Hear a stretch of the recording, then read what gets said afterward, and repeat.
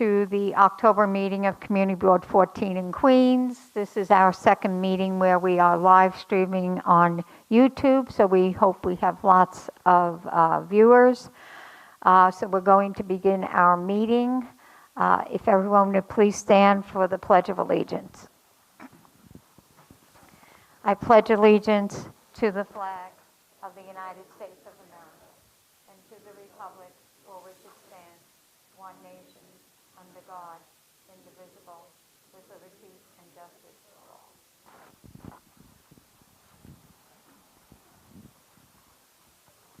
all. Okay, so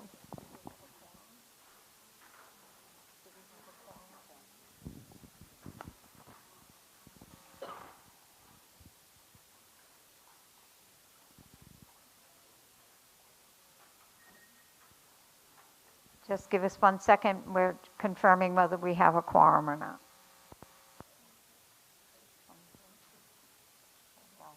Okay, we need 2 more people for a quorum, so we'll move on past that item that we need a quorum for. And we now have public speaking. And pass me the timer.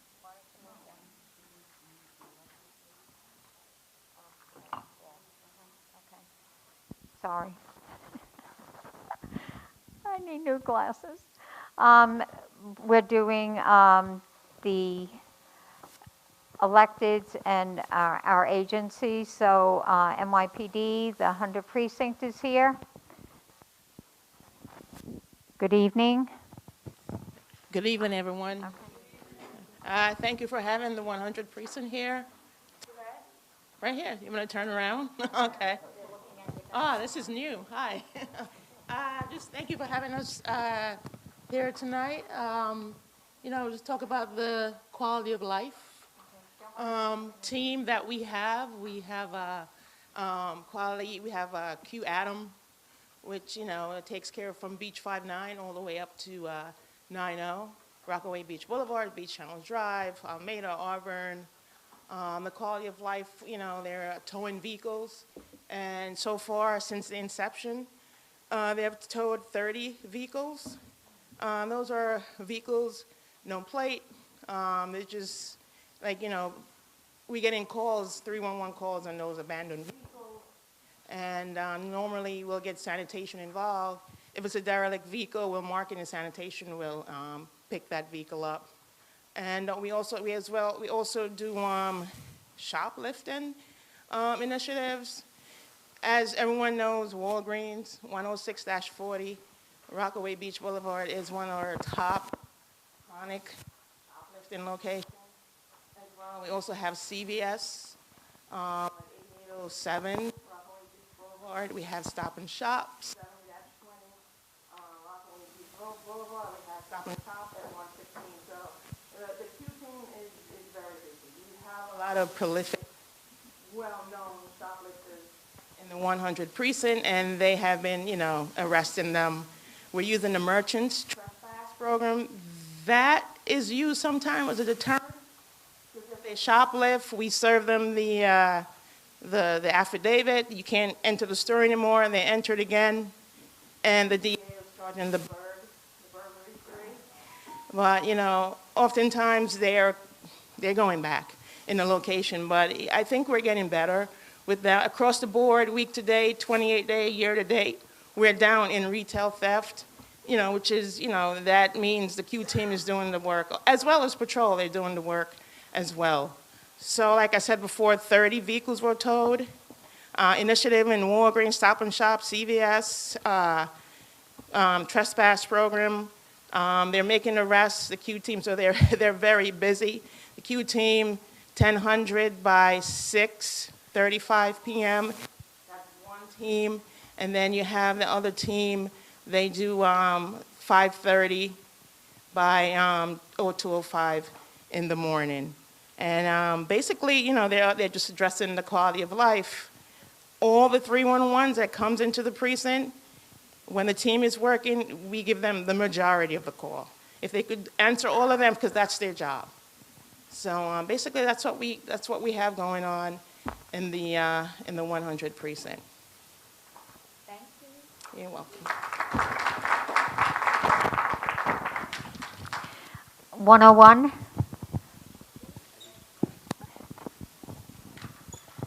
Good evening. Good evening. How you guys doing? My name's Sergeant Desson. I'm the new Q Team Sergeant. This way. I'm the new Q Team Sergeant. I've been at the 101 for almost 2 years. Before that, I did FTU, patrol, other things there. But so I know you guys want to talk about the Q Team, what we've been doing. So I got a couple numbers. So we know the vehicles has been a big thing with the derelict vehicles. So for this year, we've towed 343 vehicles from 98 from last year. So we're at a 250% increase on that.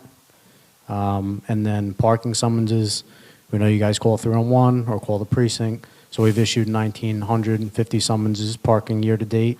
And we have, last year we were at 1,067 for the year. So that's like an 82% increase on that. And then summonses, so I'll be out there. My team is 10 to 6. Sergeant Luckman, who a lot of you guys probably know, he works the later 6 to 2s. So my team, I have 2 of the traffic guys who are going to write our B summonses. I have Officer Kelly and Liddy who deal with a lot of the rotos. So if you call the command, they'll come investigate, and instead of going to the RTR, we'll do the roto from there. If not, they'll refer it to the recovery team, and we'll do it like that. But feel free to reach out to the command and have them come. Officer Liddy's very good at the rotos. We'll take care of it. And then I have Officer Manar Parisi. I'll be out there with them addressing quality of life stuff. You know, you're drinking in public, your open containers, the breezeway, Mott Avenue, and any other things you guys have, you could tell me. So for response times for the year, we're at 58 minutes for all 311s. For noise, we're at 56 minutes. Last year, we were at an hour and 15, so we're down with the Q Team. Obviously, we're going to keep working on it. It's still a new program, but also, you know, urinating in public was a big concern, so we have 14 for the year instead of 3 last year, so we're up on that. And then we're down 1.5% for the 28-day period in crime. And I know it's not a big thing, but we are making arrests. We're up 47% in arrests for the 28-day. So we're out there addressing conditions, patrol, the Q Team. And we have 23 self-initiated operations this year. CVS is our big shoplifting on Beach 2O. So we have 2 officers assigned there. Wednesday through Sunday, that'll be there. And then obviously we're doing the trespass affidavit program as well. So and, Dollar General is also another big one. So we hear the concerns with that. We're addressing it. We've made a lot of arrests since we started, those 2 guys over there. We also know the youth crime's up a lot, Mott Avenue, McDonald's, after school. Captaining has designated, we have 1 sergeant and 8 cops that are going to be doing they do the school dismissals, you know, RBB, the freeway, McDonald's. So they'll be out there, as well as my guys will also be out there during the school dismissals. We know the kids hang out at McDonald's. You know, we see it. We're going to keep addressing it. But anyone you see me out there, feel free. I'm the new Q Team Sergeant, so anything else you guys need, just feel free to reach out to me. Sergeant Desson. Great, thank you so much.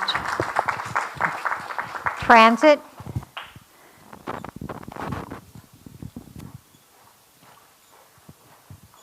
How's everyone doing? I'm Lieutenant Hughes, Special Operations Lieutenant from Transit District 23. I've been doing it since June.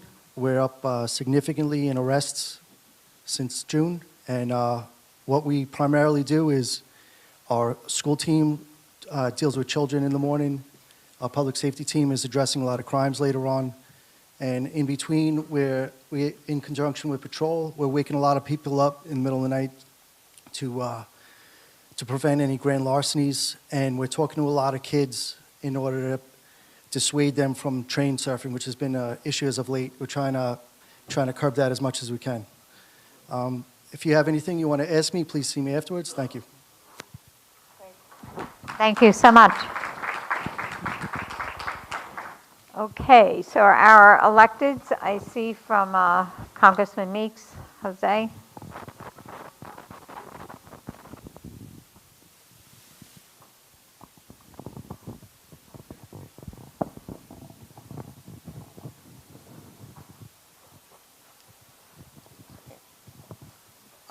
Good evening, everyone. My name is Jose Reyna. I'm from Congressman Gregory Meeks' office. Today marks the 14th day where we're currently in a federal government shutdown. Many federal agencies are currently operating with limited staffing and at reduced services. This includes agencies such as TSA, Social Security Administration, and the IRS, which may result in delays in services across the district. The Congressman office will remain open and committed to assisting constituents that is experiencing an issue with a federal agency. Despite the shutdown, I've still been able to directly reach out to agencies concerning constituent issues dealing with emergency passports, postal services, and to U.S. embassies all over the world. If you are concerned with receiving a payment or experiencing difficulties with a federal agency, please contact our office for assistance by calling 718-725-6000. Thank you very much.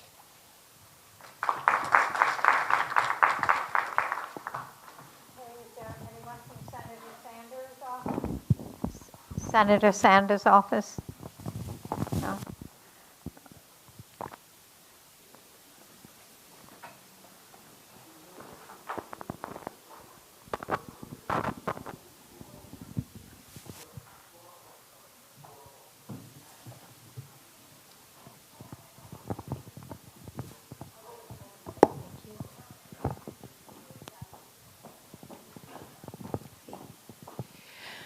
Hello, good evening, everyone. My name is Lisa George. I am the Senior Deputy Chief of Staff for New York State Senator James Sanders, Jr. I'd like to just make a brief announcement of something that happened this month. I'm not sure everyone is aware of it as it relates to unemployment insurance on the state level. The Senator fought hard for this. The unemployment insurance benefit went from $504 to $869, a livable wage for New Yorkers. That increase took effect this month. So just wanted to share that with everyone. Then I'd just like to talk about a few upcoming events that we have from our office. We have a Howard Beach mobile office. Just wanted to share that in case anyone wanted to. We're moving around the district. We had one in Far Rockaway, then we're going to across the bridge to Howard Beach, and that's taking place on. Yes, I do have it. It is taking place on October 22nd from 3 to 6. It's open to all. That's the library in Howard Beach where we're moving our mobile office to for October. For the month of November, weather permitting, we'll have another location in the district. Then I'd like to talk about our free legal service. We listen to our constituents, and we have a free legal clinic for seniors monthly. And it is in Far Rockaway. So what we're doing going forward is 1 month it will be in Far Rockaway, and then 1 month it will be in the district office. We have worked out an agreement with New York, with NILAG, to have our next mobile office not just for seniors. It's open for everyone. It is a truck, and they will come to our district office. That's the next one. And that is taking place next month, November. For December, we will bring the truck to Far Rockaway. But the Senator realizes that there are a lot of legal issues that people need, and they're not just seniors. We have homeowners that call our office, and they need advice, and that's one thing NILAG, New York Legal Assistance Service, will do for homeowners that may have some issues that they need to just talk to someone about, and there is no consultation fee. It is free of charge. And the next thing I'd like to talk about is our annual 8th annual Trina Mitchell Far Rockaway Cancer NDV Walk. Trina Mitchell was a friend of mine.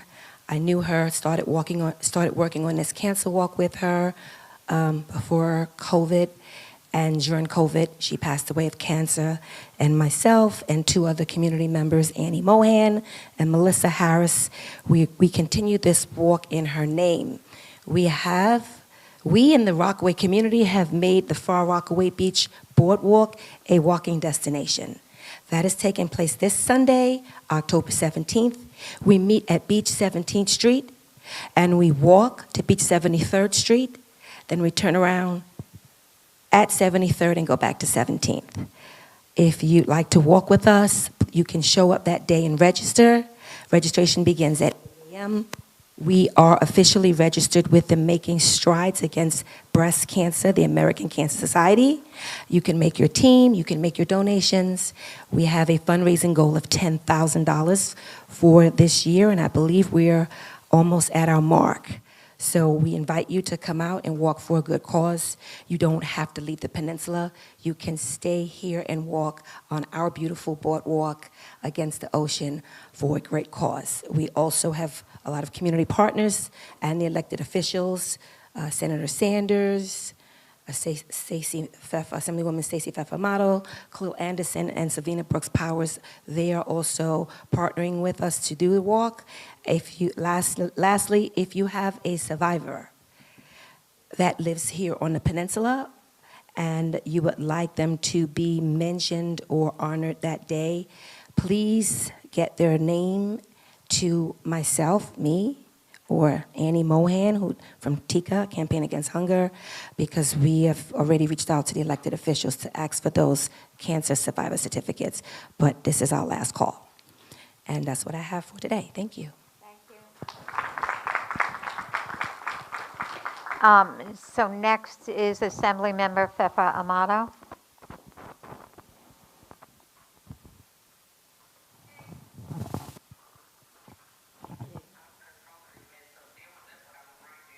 Hi, I'm Daniela from Assemblywoman Pfeffer-Amato's office.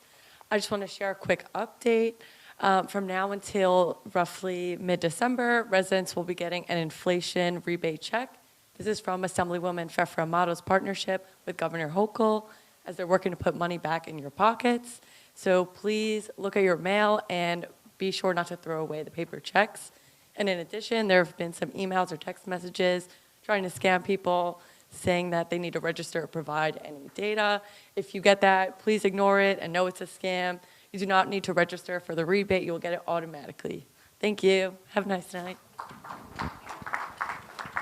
Assemblymember Anderson's office.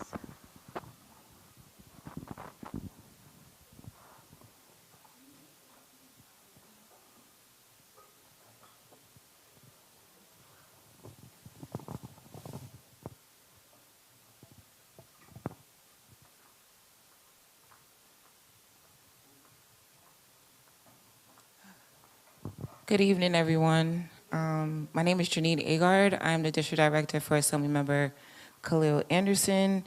Just really quickly,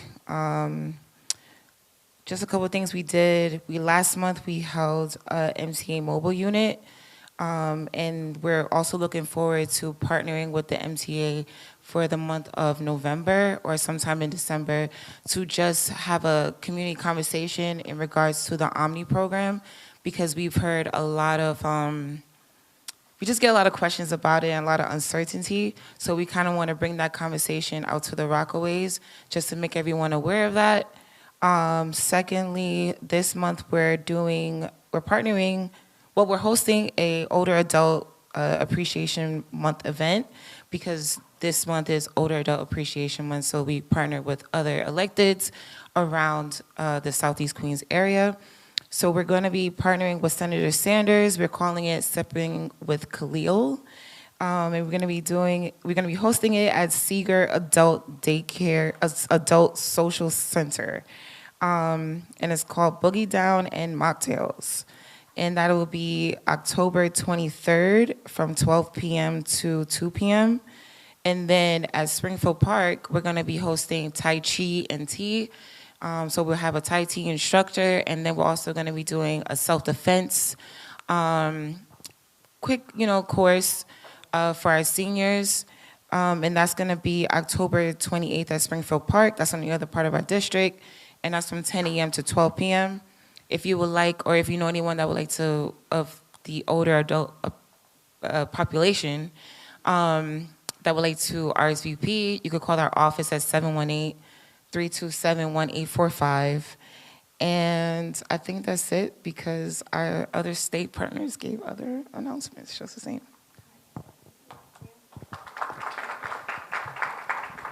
Okay, from, excuse me, Mayor Adams' office, Kevin, good to see you.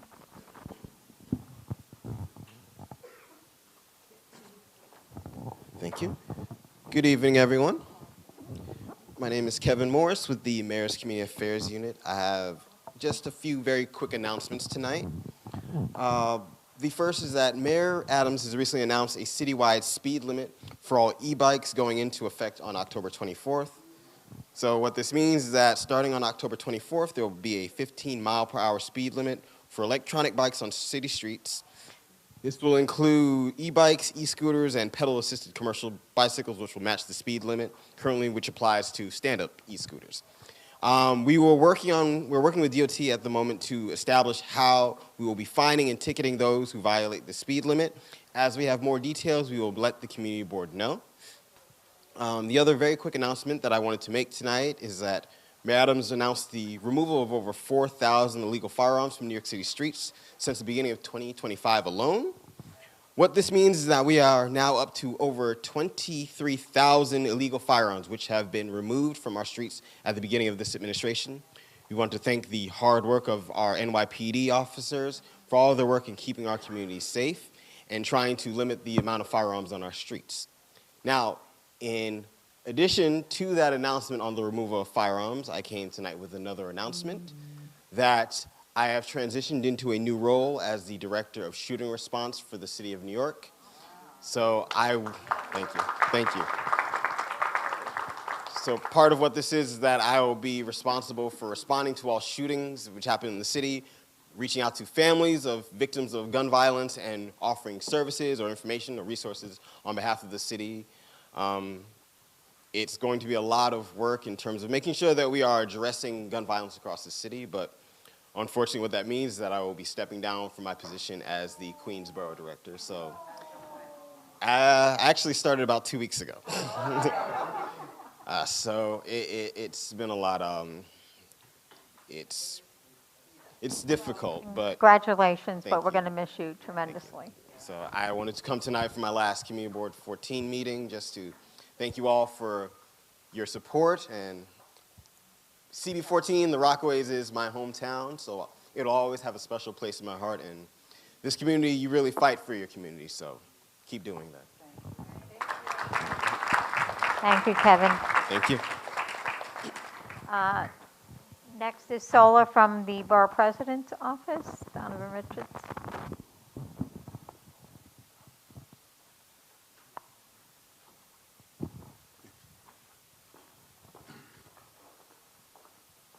Good evening, everyone. We have a slate of events coming up for October. On Saturday, October 18th, we'll be having our first ever Filipino-American History Month celebration at St. James Episcopal Church. That's at 84-07 Broadway in Elmhurst. It'll be an all-day event, so you can drop by at any time from 10:30 a.m. to 12 p.m. We'll be hosting a welcome panel and a free breakfast. And from 12 to 1, we'll be hosting a mental health workshop.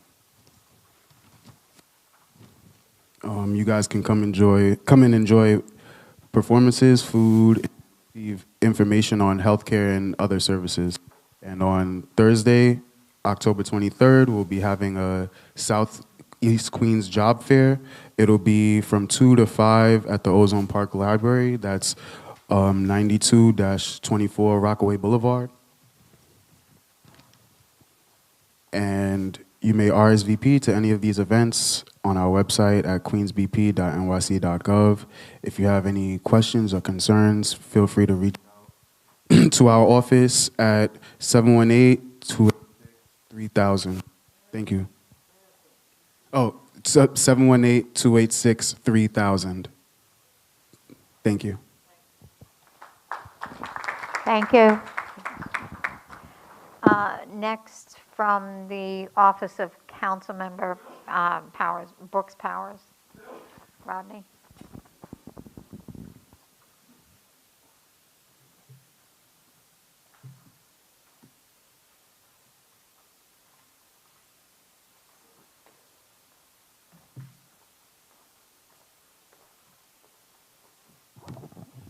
Good evening. My name is Rodney Reed. I'm the District Director for Councilmember Sylvana Brooks Powers, and she brings greetings. Councilmember Brooks Powers has long been committed to supporting survivors of violence and strengthening the city's response to gender-based violence. She is proud to continue this work in the City Council as the prime sponsor of Intro 1297, legislation to amend the Gender Motivated Violence Act. This bill seeks to expand protection to hold institutions accountable and expand the look-back timeline in order to ensure survivors have meaningful pathways to justice. And that is not only domestic violence, but violence in and of itself.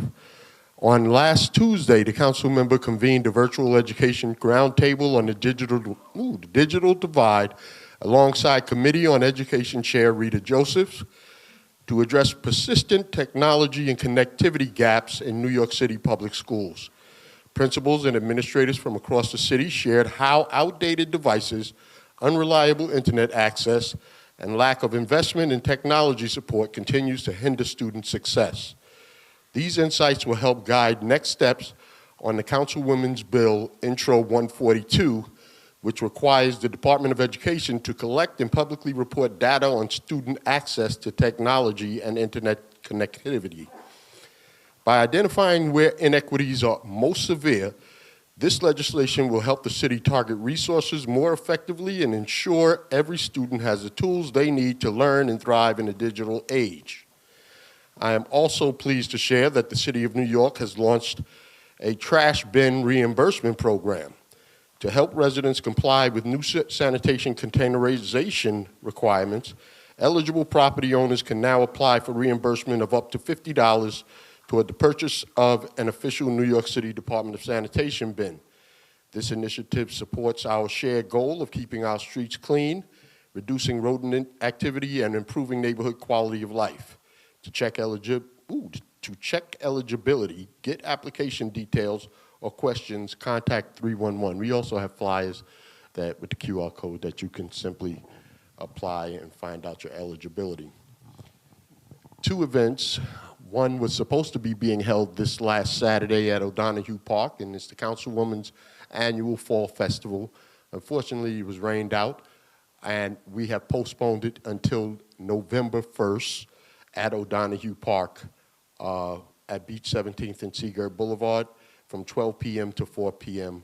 Come out, enjoy live DJs, food, games, pumpkin patch, face painting, sensory activities, resources, and more. On tomorrow, we have our Senior Appreciation Day at the YMCA at 207 Beach 73rd Street, Auburn, New York, from 11 o'clock to 2 p.m. That was an RSVP only, and unfortunately, it's been all booked up. That's my report. Have a blessed night. Thank you. Rodney, if you could send the application for the, to the community board for the reimbursement of garbage cans, we'll Absolutely. shoot it out. Thank you.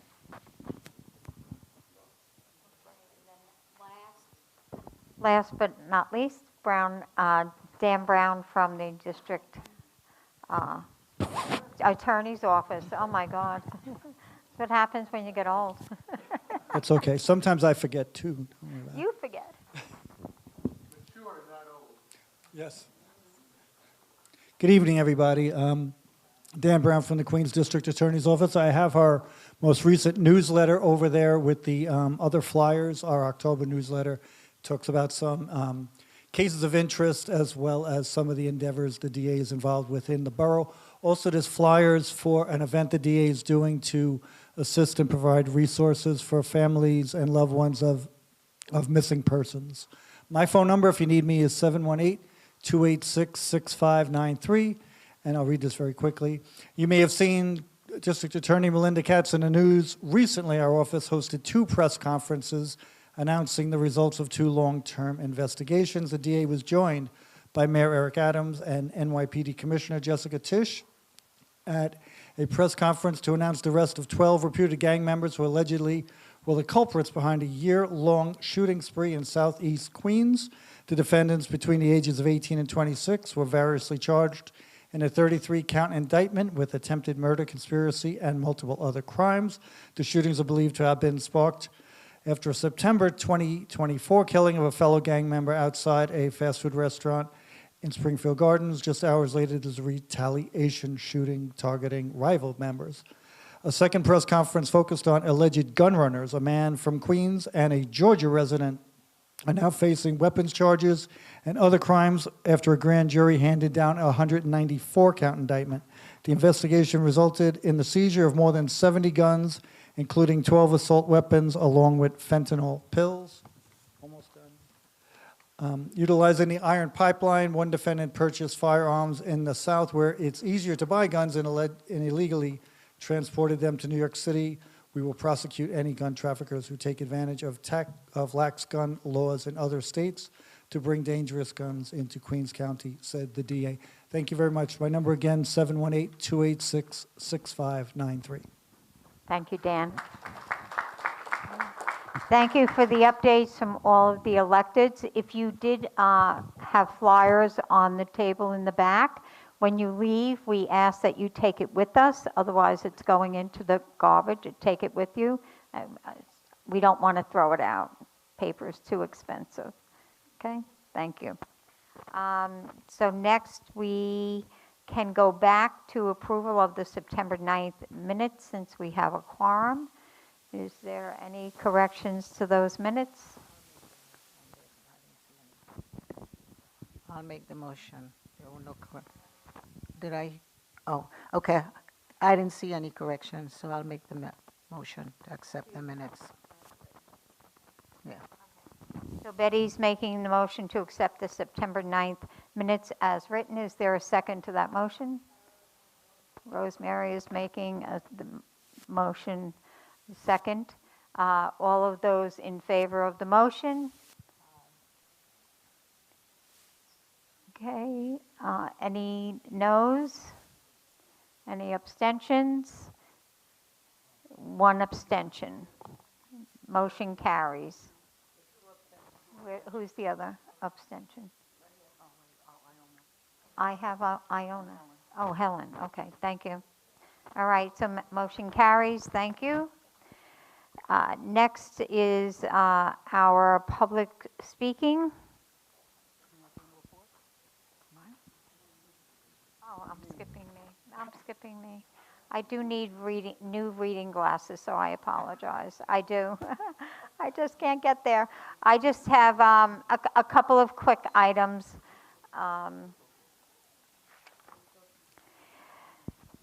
So we went to Parks Department, Felicia and I, for a budget meeting, and we'll be proposing a couple of additions to our fiscal budget.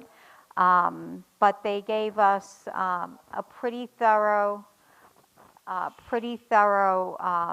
review of all the parks throughout the peninsula. So we're going to try and put something together and send it out to all of the board members, just covering some of the items that you would be interested in. And as usual, unfortunate, with us being so unique as a peninsula, a couple of the parks have run into some delays because of DEP or DEC, and we'll be sharing that with you as soon as we can get that together. I want to encourage the board members. I just saw an email that came from the borough president's office letting us know that we can attend a training session on land use and zoning on October 28th. We'll make sure you get that email. It's in the evening. It's remote, so you don't have to leave your house. And it's not just for folks that are on the Land Use Committee. As board members, we should all be aware of what the land use laws are. So we'll be sending that. Hopefully you will be able to attend. It's from 6:30 to 8:30 on October 28th. But tomorrow or the next day, you'll get the information.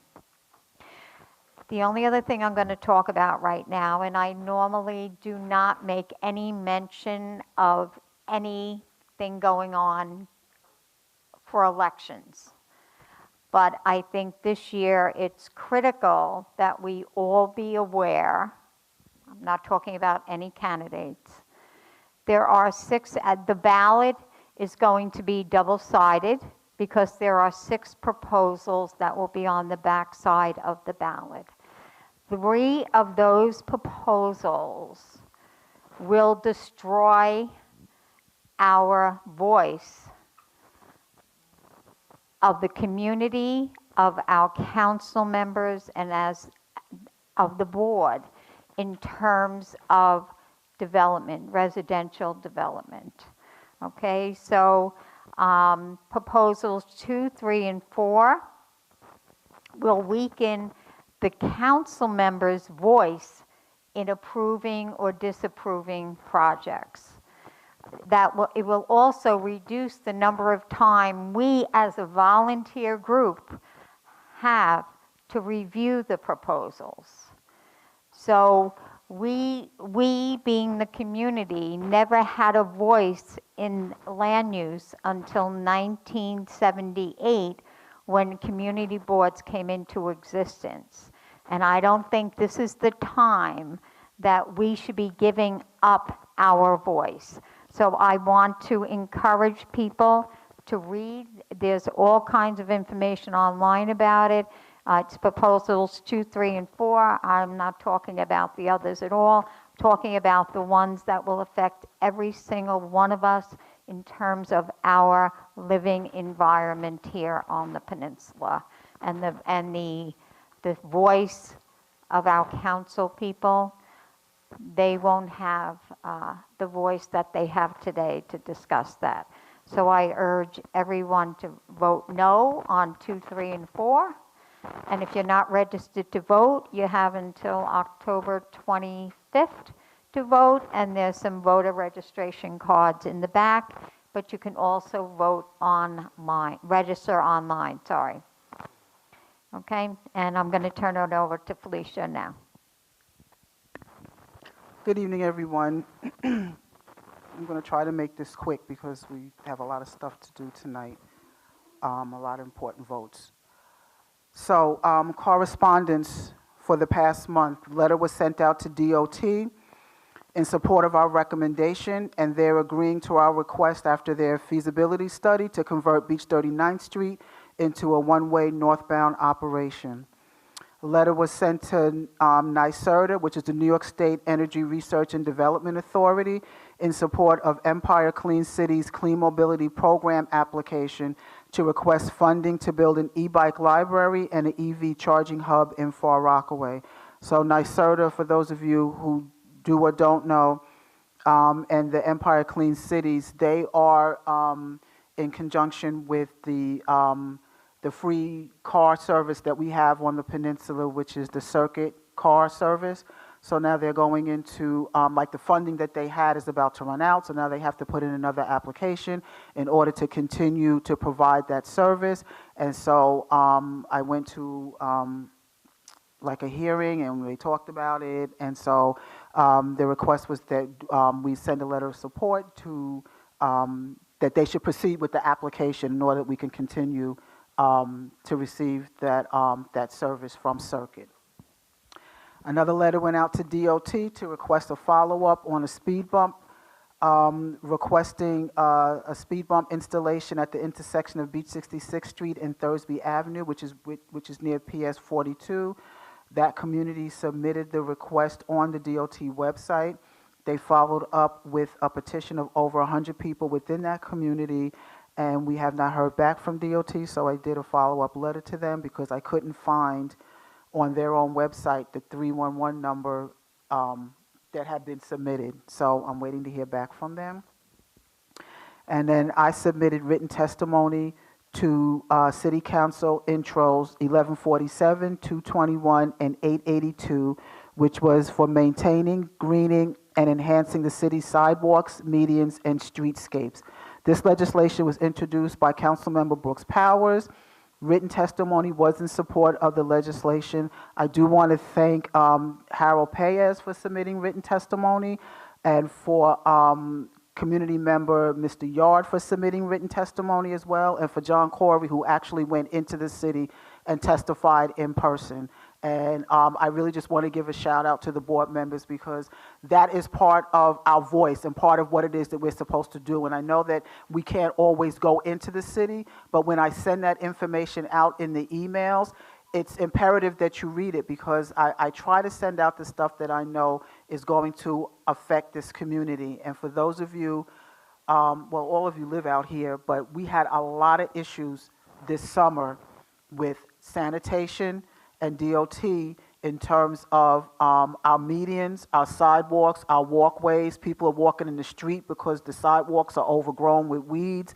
You know, I had to ask for a special cleanup for the Caribbean Day Parade, because last year I took pictures and sent to them how people were standing in the street because they couldn't stand on the sidewalks to actually watch the parade. So this is an issue, and the legislation, the three intros were that they would that the legislation would be created, that it would be mandated that at specific times of the year that these areas are maintained. And a lot of it has to do with a lot of the city-owned lots that we have out here that some of the agencies really don't want to take ownership of. And so, you know, you end up with lots that have been, you know, vacant forever, and the weeds are, you know, as tall as, you know, your grandkids. And, you know, then when you ask for them to cut, you know, everybody's like pointing the finger. We don't have manpower. So I just really want to thank you guys from the board, the two board members and the community person, for stepping up. And so that, to show that the council member is not just speaking and she has nobody to support her. Like, we're supposed to be backing up our electors. That's what we elected them for. So I just want to thank you guys publicly for doing that. So I appreciated that. And the fact that John went all the way into the city, I was like, when I looked on, because I was watching the hearing. Does he? Oh, I was watching the hearing, but while I'm watching the hearing, I'm also on my my budget agency consults, and I'm looking, and I almost like choked, 'cause I'm like, I said, wait, I said, that's one of my board members. He's sitting in the first panel. And I was like, I'm sure that made the council member's heart glad too, you know, to see somebody come out. So whether it's because you like the ferry or you really want the weeds cut, I appreciate you. Oh, and your bike. So we appreciate you. Agency updates with FIDNY, the fire department. I've been contacting them because I really wanted to know when we were going to get shovels in the ground, because I was promised that it was supposed to happen by this summer, and it hasn't. So for Engine 268, Ladder Company 137, DDC did issue a notice to proceed with the contractors on June 24th, 2025. Since then, the contractors have been working on the submittals, schedules, and mobilization. They expect to see construction activity on the site by the end of this month. So for those of you who live up there by 116th, you let me know if by the end of the month you may see some shovels in the ground. I'll have to contact FIDNY again. From DOH-MH, the Neponsit Adult Day Healthcare Center was permanently closed on Friday, September 19th. We fought a vigilant fight.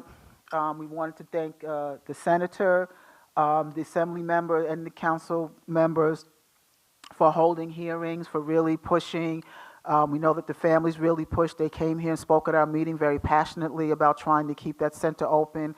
Unfortunately, the final decision rested in the hands of New York State Department of Health, and so they sided with the owners, and so that site was closed. So now on this peninsula, we only have what's considered social model adult day healthcare centers. That was the only medical model.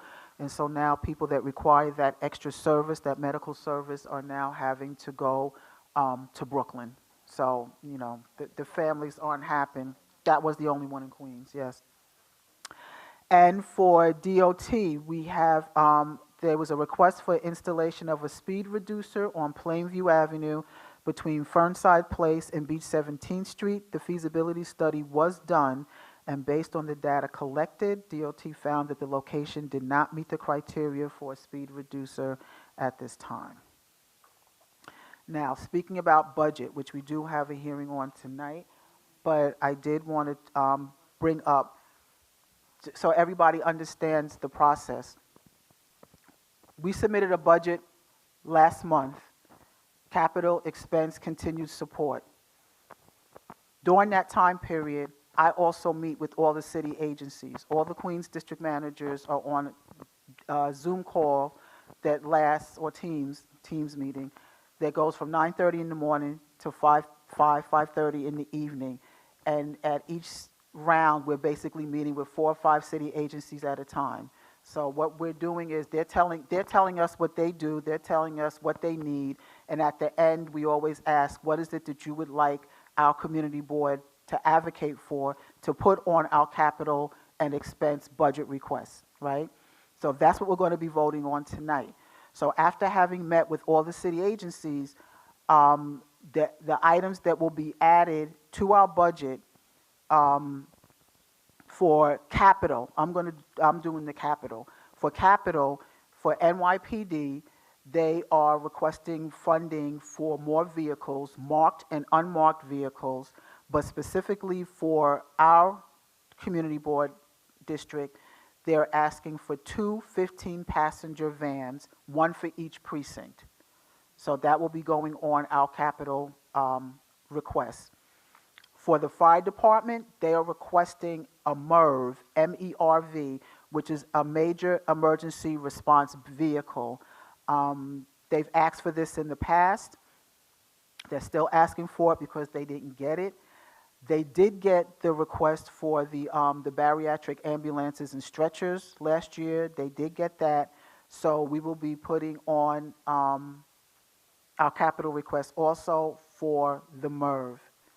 When it comes to parks, Beach 30th Street Playground, they are asking that we put on our capital request for upgrades and improvements. So I will tell you, Parks is the only agency that we actually meet in person. All the other ones are done via team, but they actually meet with each district manager in person to actually go over specifically all the parks within their district and what it is that they feel they would like us to advocate for. So if you have your budget from last month, you'll see that we already have some things down regarding parks already. So these are going to be additional capital requests. So nothing that's on our budget is being removed. These are being added on, okay? For Beach 9th Street, they're also looking for upgrades and improvements.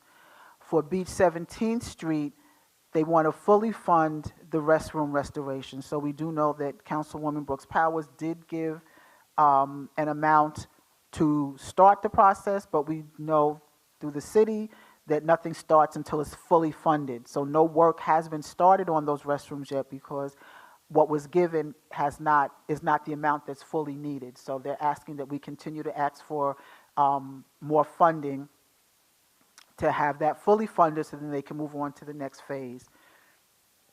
Beach 82nd Street Playground, they want upgrades and improvements.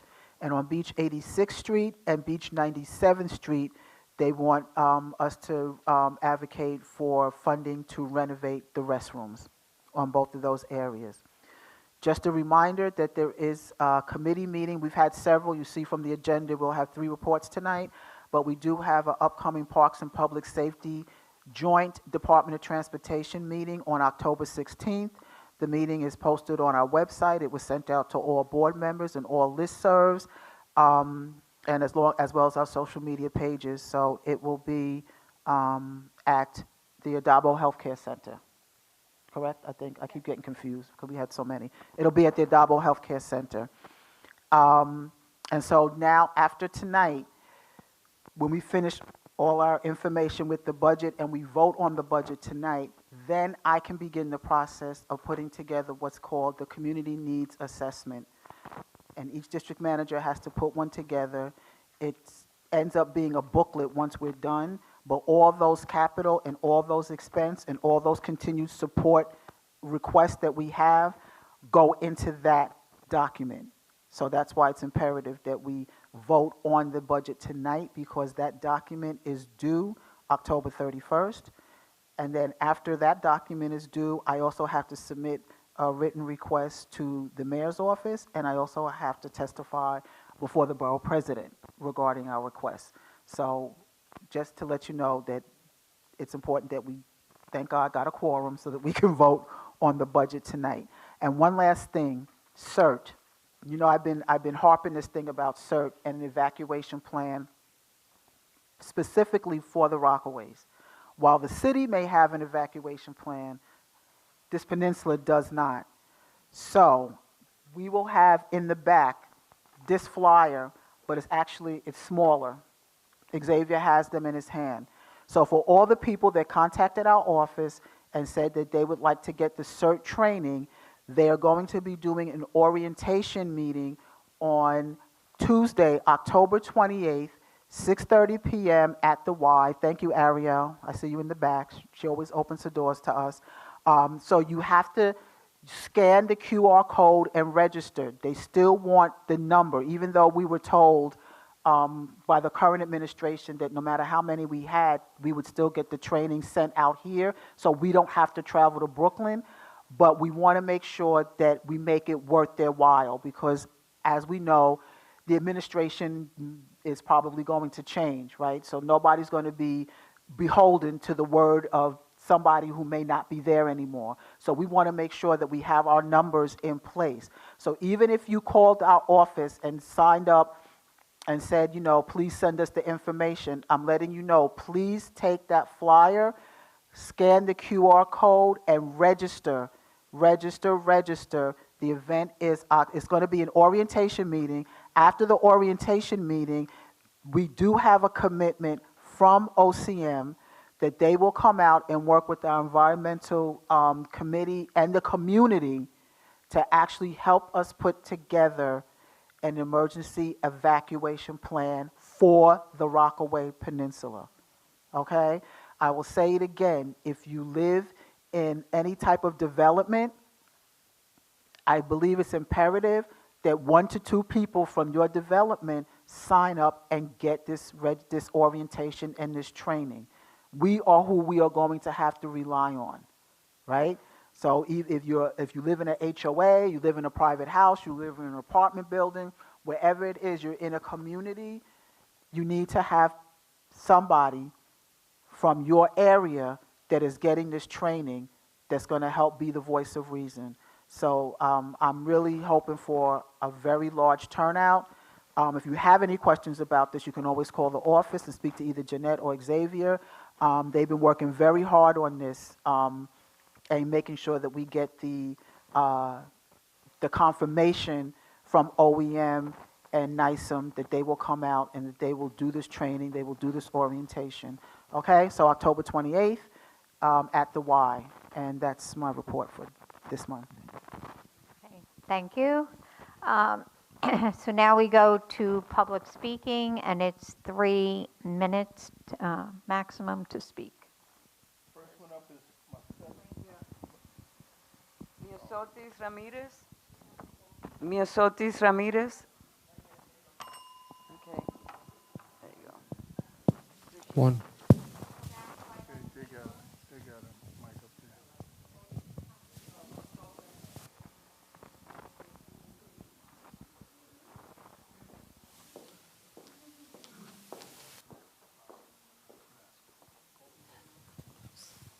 Good evening, everyone. First of all, I want to thank everyone that came out. I know some of you come from school, from work, and from family responsibilities to be here to support your community. That's what I am here for, to support the Far Rockaway community. How am I going to do that? So I work with organization. We're a nonprofit organization that train for naloxone trainers. So I'm going to, well, I'm credentialed. I have a KSAC.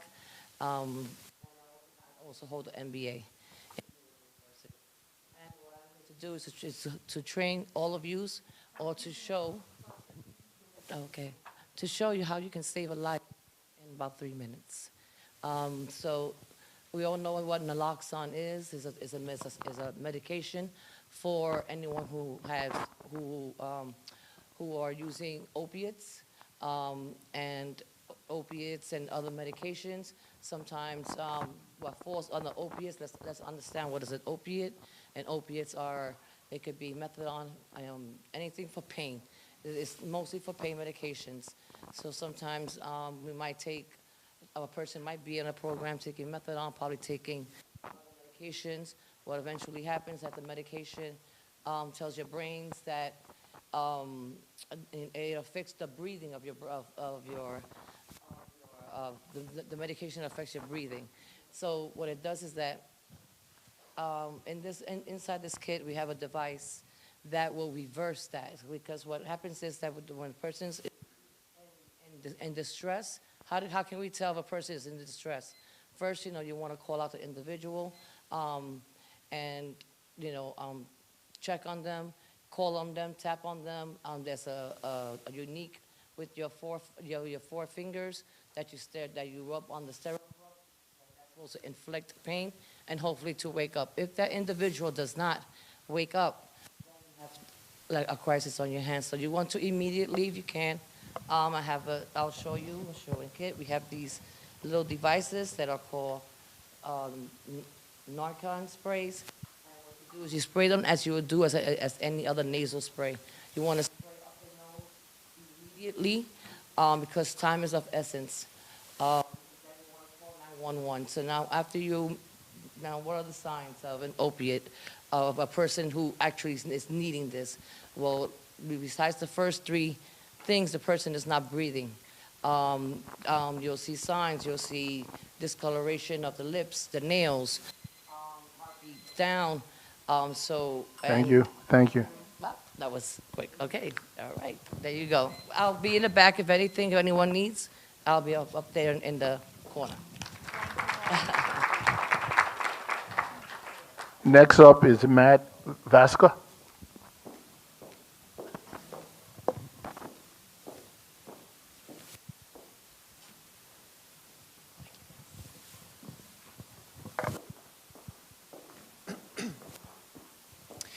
Good evening, everyone. My name is Matt. I'm an outreach coordinator. I'll be very quick. I represent the case management agency around seniors 60 years older, and the services that my agency provides is completely free of charge because we're funded by the New York City Department of the Aging. And if you know anyone who would be interested in case management, free meals, free transportation, and many, many other services, please give a call at 718-217-0126. Thank you. Thank you. Next up is Josephine Adabo. Hey everyone, how's it going? My name is Ruben Flores. I am the Outreach Community Manager for Joseph P. Adabo Family Health Center. I oversee all 5 sites, the 2 in Rockaway, the 2 in Jamaica, and 1 in Red Hook, Brooklyn. So that's a lot of community boards. But I just want to talk to you guys about what we have done so far this month.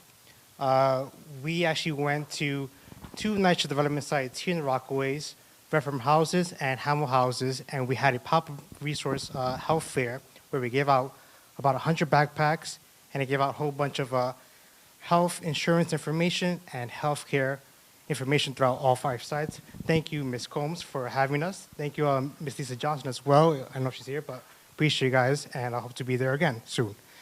So I want to talk to you guys about, obviously, it's Breast Cancer Month, and we have tons of events happening as well. One thing I do want to mention is that on the 16th, which is Thursday, we partnered with the Mao Foundation, and they're going to come over to our Beach Channel location and give a workshop about early detection, right? And how to, pretty much self-examine yourselves and the awareness, the early stages and the signs. So that's from 11 to 2. We have flyers in the back for that one, and that's with the Amal Foundation. And on the 27th, which is a Monday, also at our Beach Chandler location, we're partnering with Ocean Bay CDC. I know they're here. Hello. And they'll also be going to our Beach Chandler location. We're going to have a breast cancer awareness luncheon where we will talk about detection. We'll talk about more about what to do and how to actually test yourself and all that stuff. And it's great awareness, right? So I encourage everyone to please come learn more about it. I said this before at a previous meeting. If it wasn't for these types of workshops, maybe my mother wouldn't be here with me, right? So she caught it on time because of her health center had these workshops, and they caught it on time. So I encourage every woman out there, doesn't matter the age, please go out there, get tested. The more you know, the better it is, right? And also on Friday, we're gonna have at our Central Avenue location, the American Italian Cancer Society is gonna have the mammogram van parked right in front. So please, tell folks, go, get tested, it's free. Take advantage of this. One last thing that I almost forgot is for the 17th workshop with the Mar Foundation, the presenter is also going to be giving it bilingual, so claro, va a hablar español también, para los que quieran hablar español. So, por favor, aprovechen. That's what I tell folks. Take advantage of these services that we provide. JPA is a community health center, and we literally give community first. As you can tell, we're always out there because we care. Thank you. Thank you.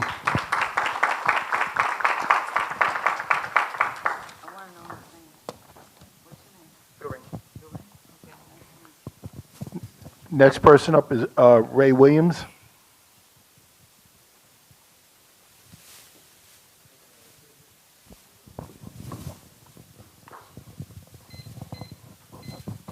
Good evening, everybody.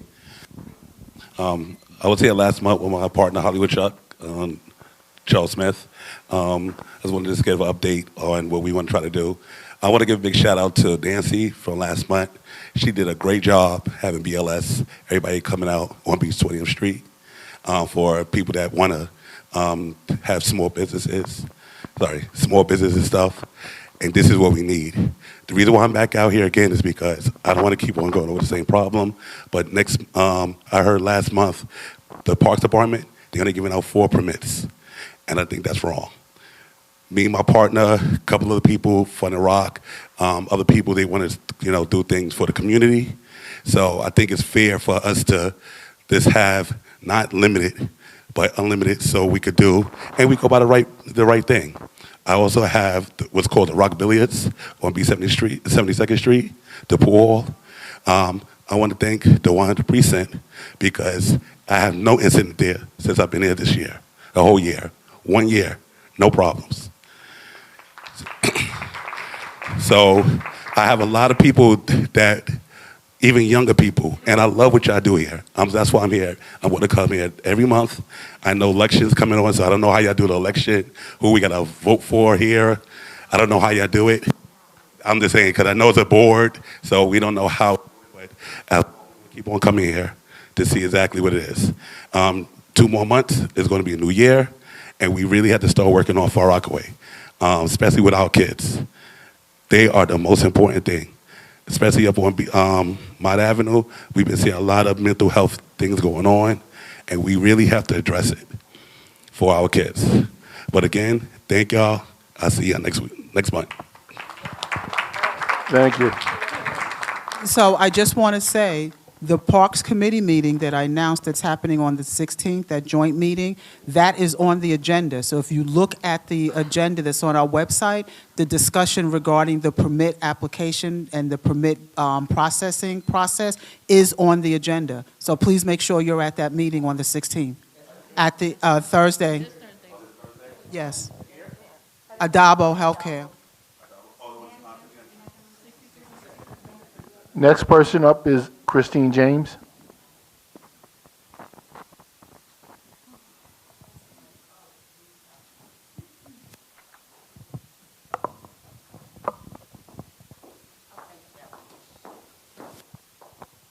Okay, so my topic is this acceptable, and do we deserve a better quality of life in the Rockaways? So I'm just going to touch on a few different places in the Rockaways that really need our help. And I think I'm going to start first with some of the places that I've actually been working with, some of the council people. I've called 311 on all these places. And this is 94th Street, one of Rockaway's gateways into our community that was never maintained by the Parks Department all summer long, all summer, never maintained at all. And when we worked with the Commissioner of Parks and asked to remove the bricks, cement bricks, all they did was move them around. They never removed them. So anyway, and then she went, after a while, crickets. So if you could just pass that out. Okay. Another area is the medians on 102nd Street between the beach and the freeway and the 108 to 102nd medians. So I wrote little notes and who's responsible and the conditions that it's never maintained, and these flower pots have been there for years, and plants. Okay, all right. This is Rockaway Commons, okay, and area here, you could see when you look at it, all the structures are broken and dangerous, and kids are skateboarding on it. And then we have our dollar vans, and they have been working better to clean up in the area where they park every day, but then they leave bags of garbage out there, and it's never picked up. Okay? Thank you. And I'm gonna do just, Thank you. I gotcha, just Rockaway Freeway Thank you. Thank you. and Beach 97th Street. Next person. Thanks Peggy, for the 3 minutes. Peggy McDonald. Everyone else gets to speak forever. Okay, Leroy Jackson.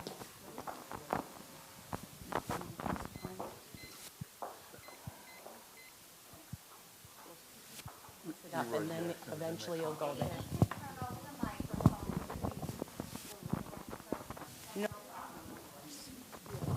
Hello.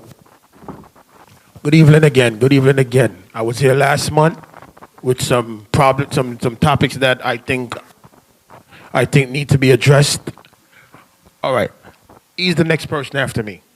So we're going to use the time. Don't face the camera. That's what I'm telling you. Face the camera. Come on. Yeah. My name is Leroy Jackson. I'm having some problems. Not some problem. I have some issues that I'm looking at in my community.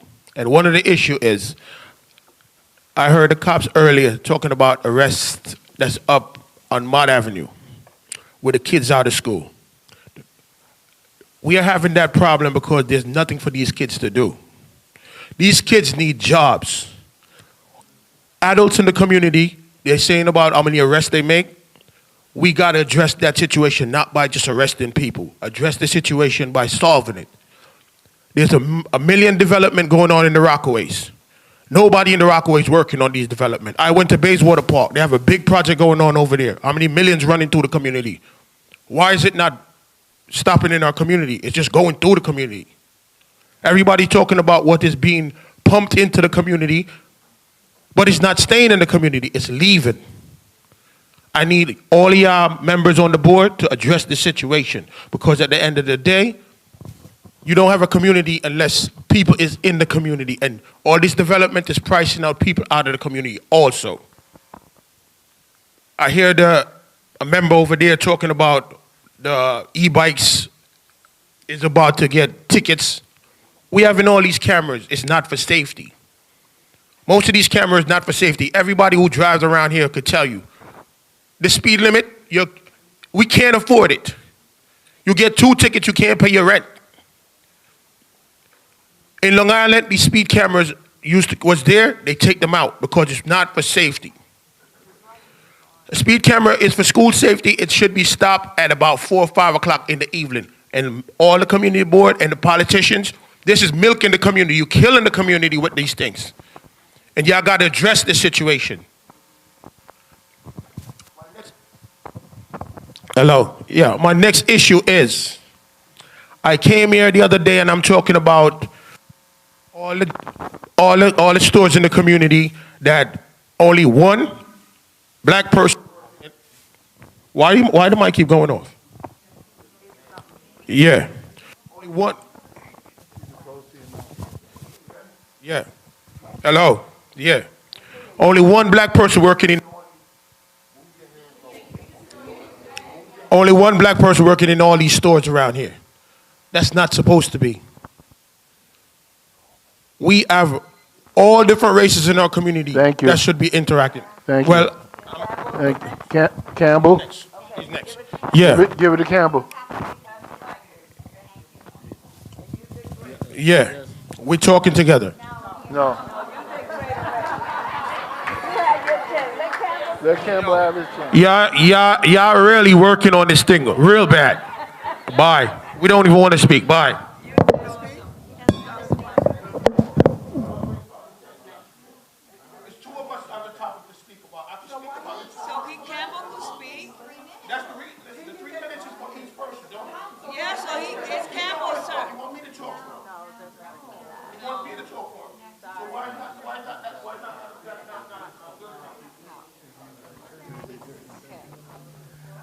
Okay, Eugene.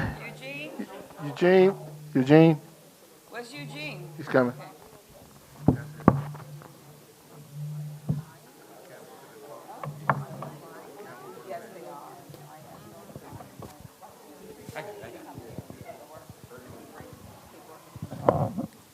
Dolores has already talked about the city charter amendments, but I'd like to add a little bit to it.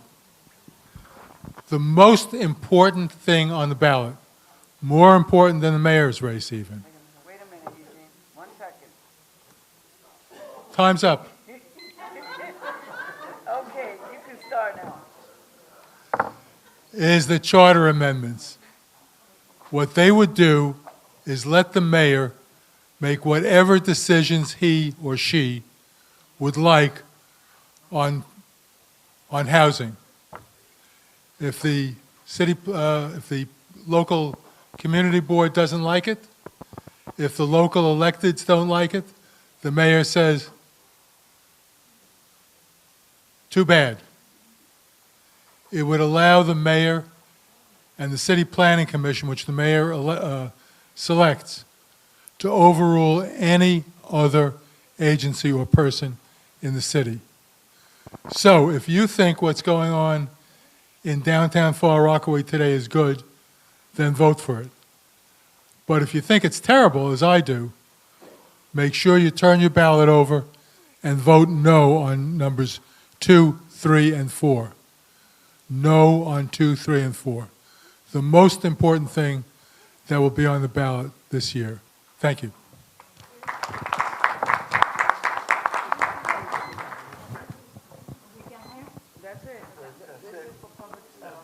That's it for public speaking.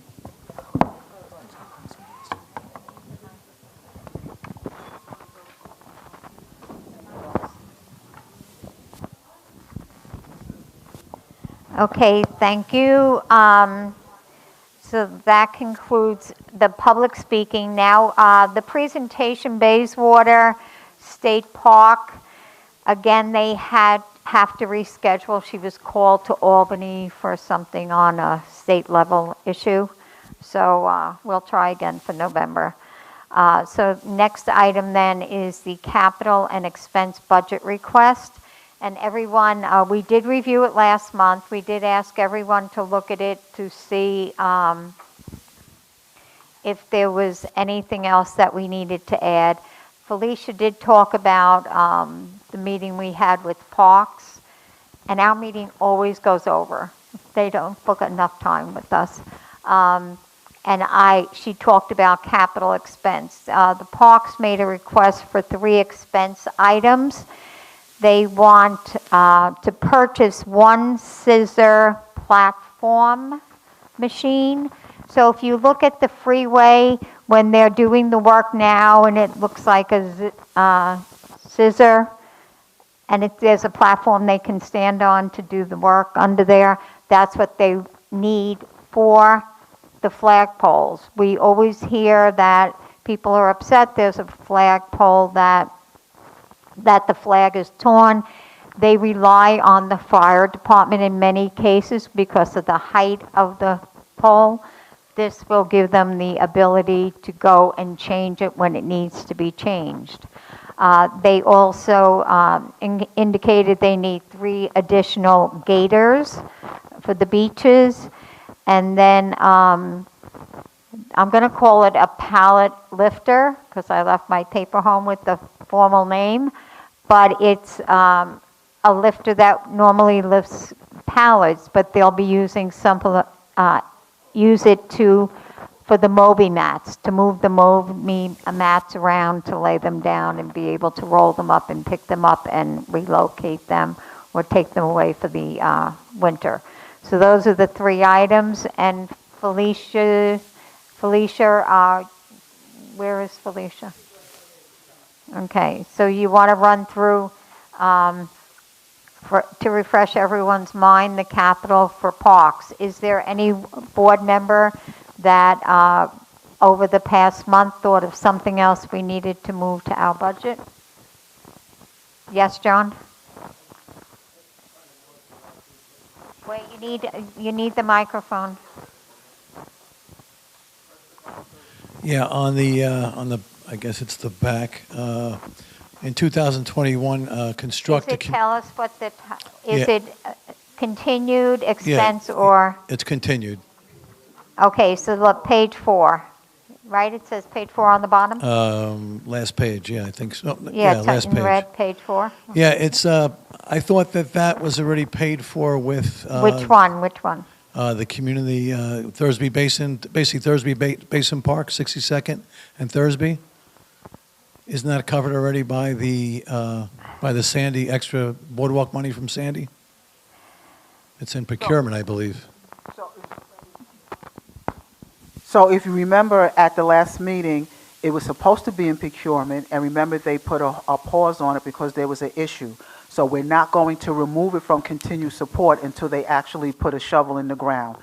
Once we take off an item, if it's out of sight, it's out of their mind. So right now, has it been funded? Yes. It was supposed to go into procurement, and they ran into some issue with DEC and DEP. So now it was on hold. So the procurement hasn't even occurred yet. So that's why it remains on continued support. Okay, because they haven't put shovel to the ground yet. Good. Okay. Anyone else? Okay, so just refresh us on the list you gave for capital. For parks, right.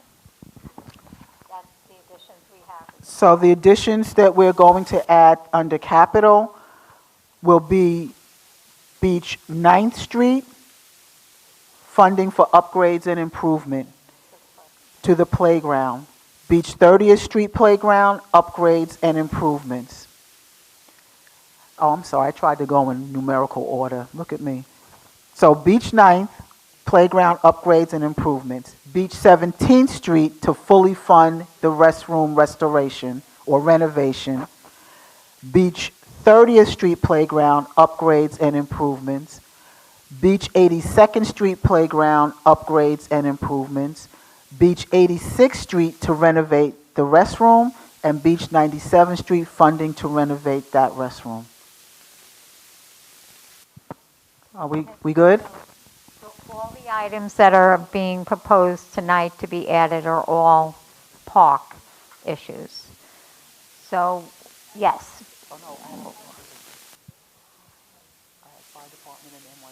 Okay. Yes.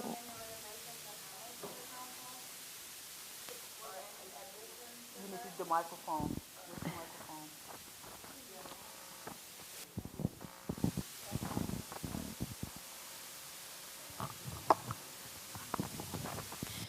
Rosemary Golston, 11693 Hamels. I would like to know, is there going to be any renovation done to Hamels Park's playground or addition? It's already on there. Okay. It's already on there. Thank you. It's under expense. You see it? On page 2, number page 4. 2, number 4. It's there. Okay, and then there was fire department. Fire department, they would like us to put in a request for a MERV, a major emergency response vehicle. If you looked at the budget, we already had some vehicles and some things that we were asking for with FIDNY and EMS. This is just going to be an additional one. This will be going under capital as well. Okay, so do we have a motion to accept the, You said Kathy. And then for NYPD, they wanted funding for more vehicles, marked and unmarked cars, as well as 2 15-passenger vans, 1 for each precinct. That's also under capital. So you have NYPD capital, FDNY capital, and Parks capital. Those are all additions to our capital list. so in recent years, it's been very rare that agencies have come to us to ask us to add to our budget requests. So I'm glad to see that they're taking advantage of coming to us. Yes, John?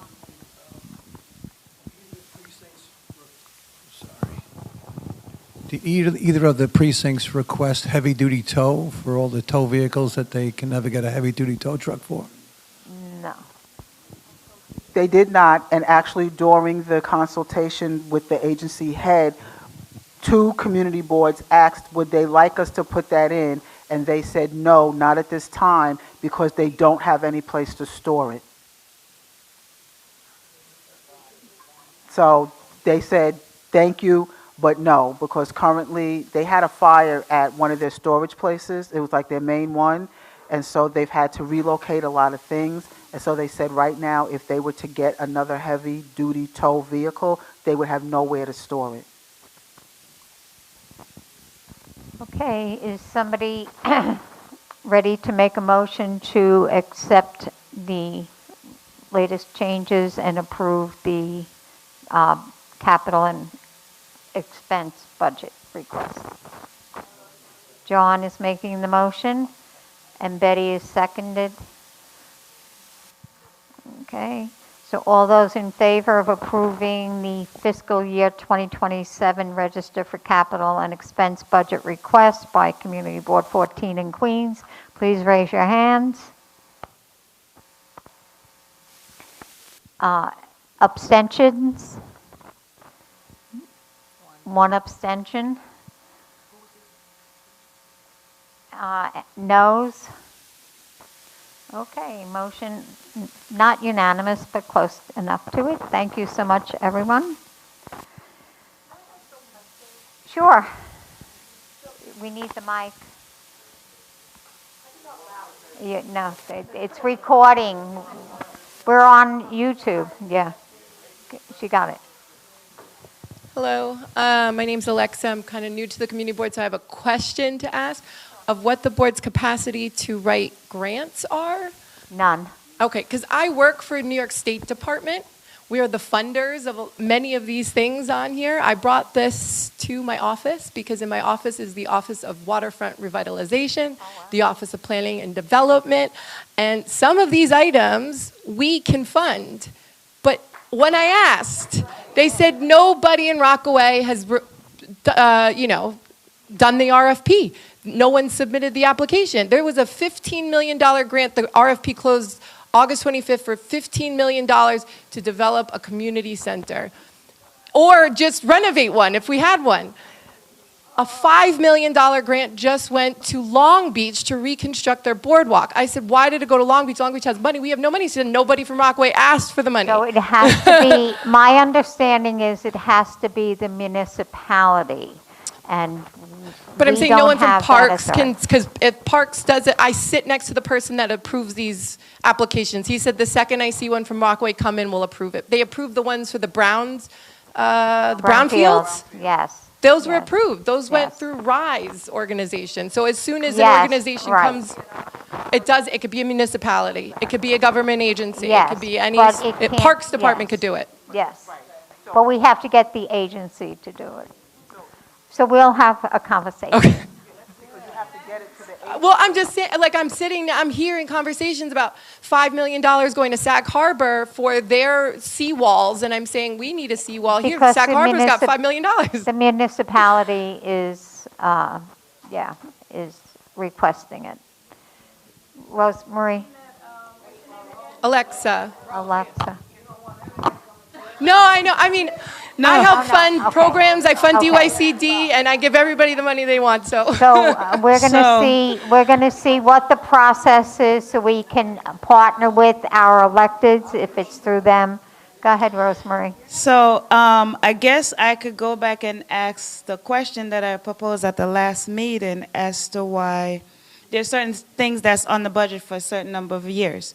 So being that you brought a budget, so we have, I will just go with something from 1990, which is 35 years old. Reconstruct the viaduct under Cross Bay Boulevard in Broad Channel. Would you guys be able to give funding if the agencies can apply for it? I believe that there was an RFP for a design, for a smart design, because that seems like infrastructure upgrades, right? Mhm. And so the RFP went out for smart design planning to say that we want to move our city into the future to be more climate friendly. If someone can apply that. So who does that, It goes to the state, department. It goes to. When you release it, who does it get released to? So the electeds and municipalities will get them. All the electeds Yes. would get them. Okay. All right. We're going to have conversation with them. Okay. Okay. Yeah, we don't have the authorization. We don't get notification. We don't have authorization to do that. But yes, we will definitely research it. Thank you.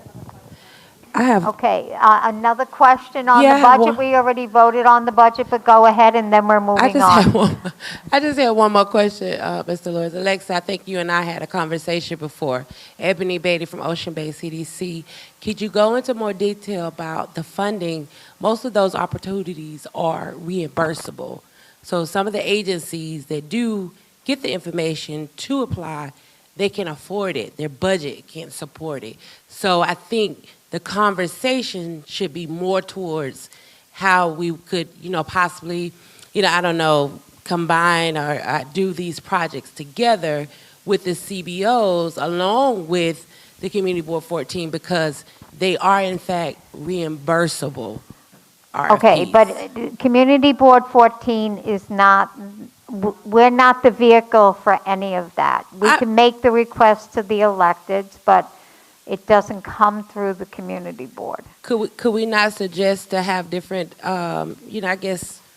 different stipulations on the RFPs that are released going forward? Do we not have that? To us, well, that it would have to be, I believe, I could be wrong, but it would have to be, I believe, in the charter changing our authority, but I'm not 100% sure. Yeah, well, I just didn't want We'd everyone to have to get change excited the- about these Yeah, opportunities. okay, well, we and can all of talk the about it information is not offline. We there. have 3 presenters. Thank you. This evening. All right, so thank you for approving the budget.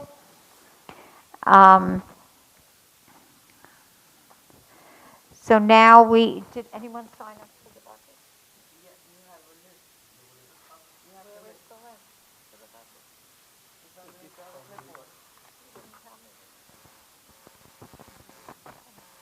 I guess.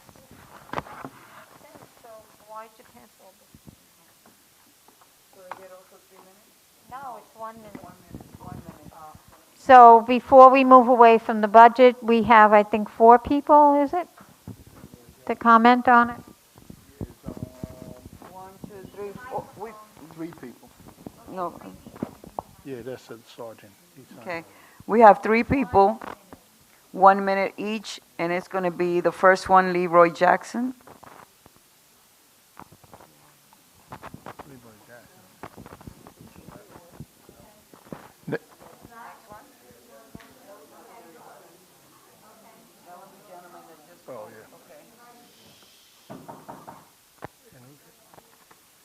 got their name wrong. Is it Giorgio? We can understand We his can't understand the handwriting. handwriting. What's the next person? Can't understand that handwriting. D. either. D. McDouglas, I think it said. DM?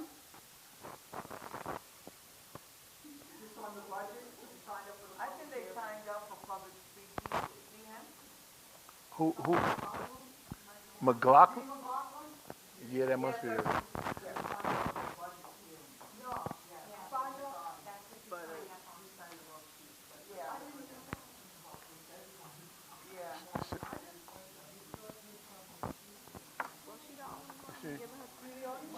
She's the only one. You got it. Hello, everyone. Good evening, everyone. My name is Darce McLaughlin. I'm the president of the Friends of Auburn and Cardozo Parks. We just want to announce that the Friends group, that we're having a movie night in Cardozo Park. The screening is Mufasa. It's going to be a night of laughter, popcorn, fun for all. Costumes are welcomed. And bring your own chairs. We're requesting that the community bring out their own chairs. It's going to be October 18th. It starts at 5. So we're starting at 5, but for the kids to get, we're going to have hot dogs, hamburgers, popcorn, cotton candy. Hopefully we can get some hot chocolate, some hot coffee, because the weather's starting to change. So this is going to be Auburn Boulevard between Beach 57th Street and Beach 57th Street and Beach 56th Street in Auburn. So we're asking everyone to come out and support. Come out. Even if you want to bring your blankets, it's Mufasa. Come on, y'all. It's Mufasa. It's the Lion King. It's the Lion King. It's, we're going to see how Mufasa was born. That part. The 18th, yes, in Cardozo Park. So come on out. Bring your blankets. I say bring your blankets. I say bring your blankets. Like if it's a night like tonight, yeah, and cotton candy. Cotton candy. Yes, you're welcome. Thank you. I know. Still at a minute. Yes, if you have one for us, yes. flyer, we'll blast it out. Thank you, guys. Thank you.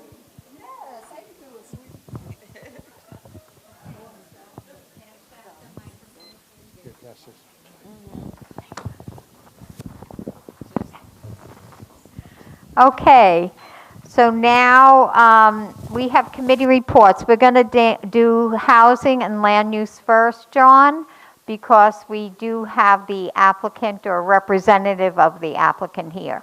So John's going to give his report, and then we'll turn it over to you.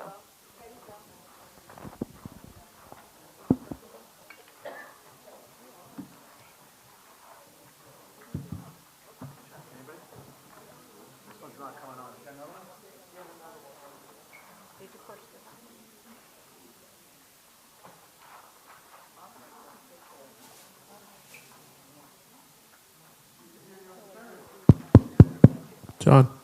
Check. Okay. Yes, okay. On Tuesday, September 16th, 2025, a Community Board 14 Housing and Land Use Committee meeting was held at from 6 to 7 at the YMCA at 207 Beach 73rd Street in Auburn. Present for this meeting were Community Board members, Chair Dolores Orr, myself, John Corey, Chair of the committee. Excuse me? Okay. So on the agenda for this meeting was Uniform Land Use Review Procedure, which is a ULUR. for the property of 14-10 Beach Channel Drive, Far Rockaway. The ULIP for this property includes a request to build a seven-floor multi-story building with 118 residential units. This is a request to amend the zoning from R5 to R6 and R6A/C2-4 in a zoning district, and a text amendment to establish an MIH area and a 4,440 square foot community facility and a 4,881 square foot commercial space on the ground floor. The meeting was opened at 6:10. The developer for 1410 Beach Channel Drive, Euler, Queens Realty Housing of New York, was given the floor to give a detailed explanation and its vision for the proposed ULIP in question. They explained in detail their plans for this building. The developer presented many graphs, diagrams, photos, and maps of the building and surrounding areas. The graphs included the 2025 New York City area median income charts and the New York City affordable monthly rent chart. The photos of the current buildings on the property and surrounding areas were included. The photos also included enhanced renderings of what the neighborhood would look like with the building in place, and the maps and diagrams were where the building and interior layout as how it would look and it would fit into the property and surrounding areas. The developer gave a very detailed description of their plans. The meeting transitioned to questions by the committee. Many questions varied from environmental issues such as concern about ongoing dust conditions and nearby gravel plant, Far Rockaway being a transit and food desert and lack of quality food options. Other questions related to the overcrowding in the area from the recent large-scale developments in Far Rockaway and the large-scale NYCHA housing development just blocks away in Redfern houses. Limited social services coupled with continued high crime rates. Concerns about school options were raised as the schools in the area continue to rank poorly in math and reading. Concerns also included the overabundance of one-bedroom apartments were brought forth, and the developer suggested some changes could be made. Questions were raised on the usage and the planned community space. Was expected that it would be immediately operated by the church, which currently occupies the property. The number one issue that was discussed with the developers is the ongoing current moratorium on all upzoning requests to zone 46-R and R10. So that's going from the current to the future if they requested it, as it was a resolution that was brought forth by the Community Board in 2014. After discussions on the request for zoning changes and the establishment of a MIH, a motion was made by Avion Gums to deny the request for zoning, the zoning changes, and MIH for 1410 Beach Channel Drive. The motion was seconded by Rosemary Duggan Gulston. After this, excuse me? Okay. Okay.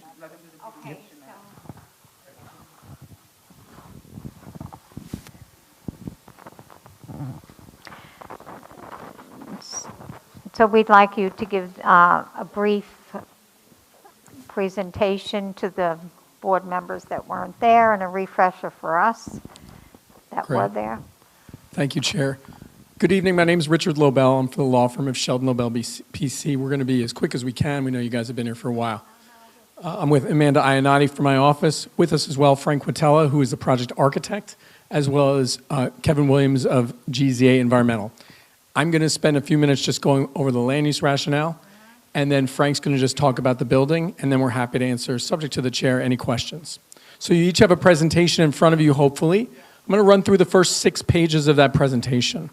On the front of the presentation for 1410 Beach Channel Drive, you can see a picture.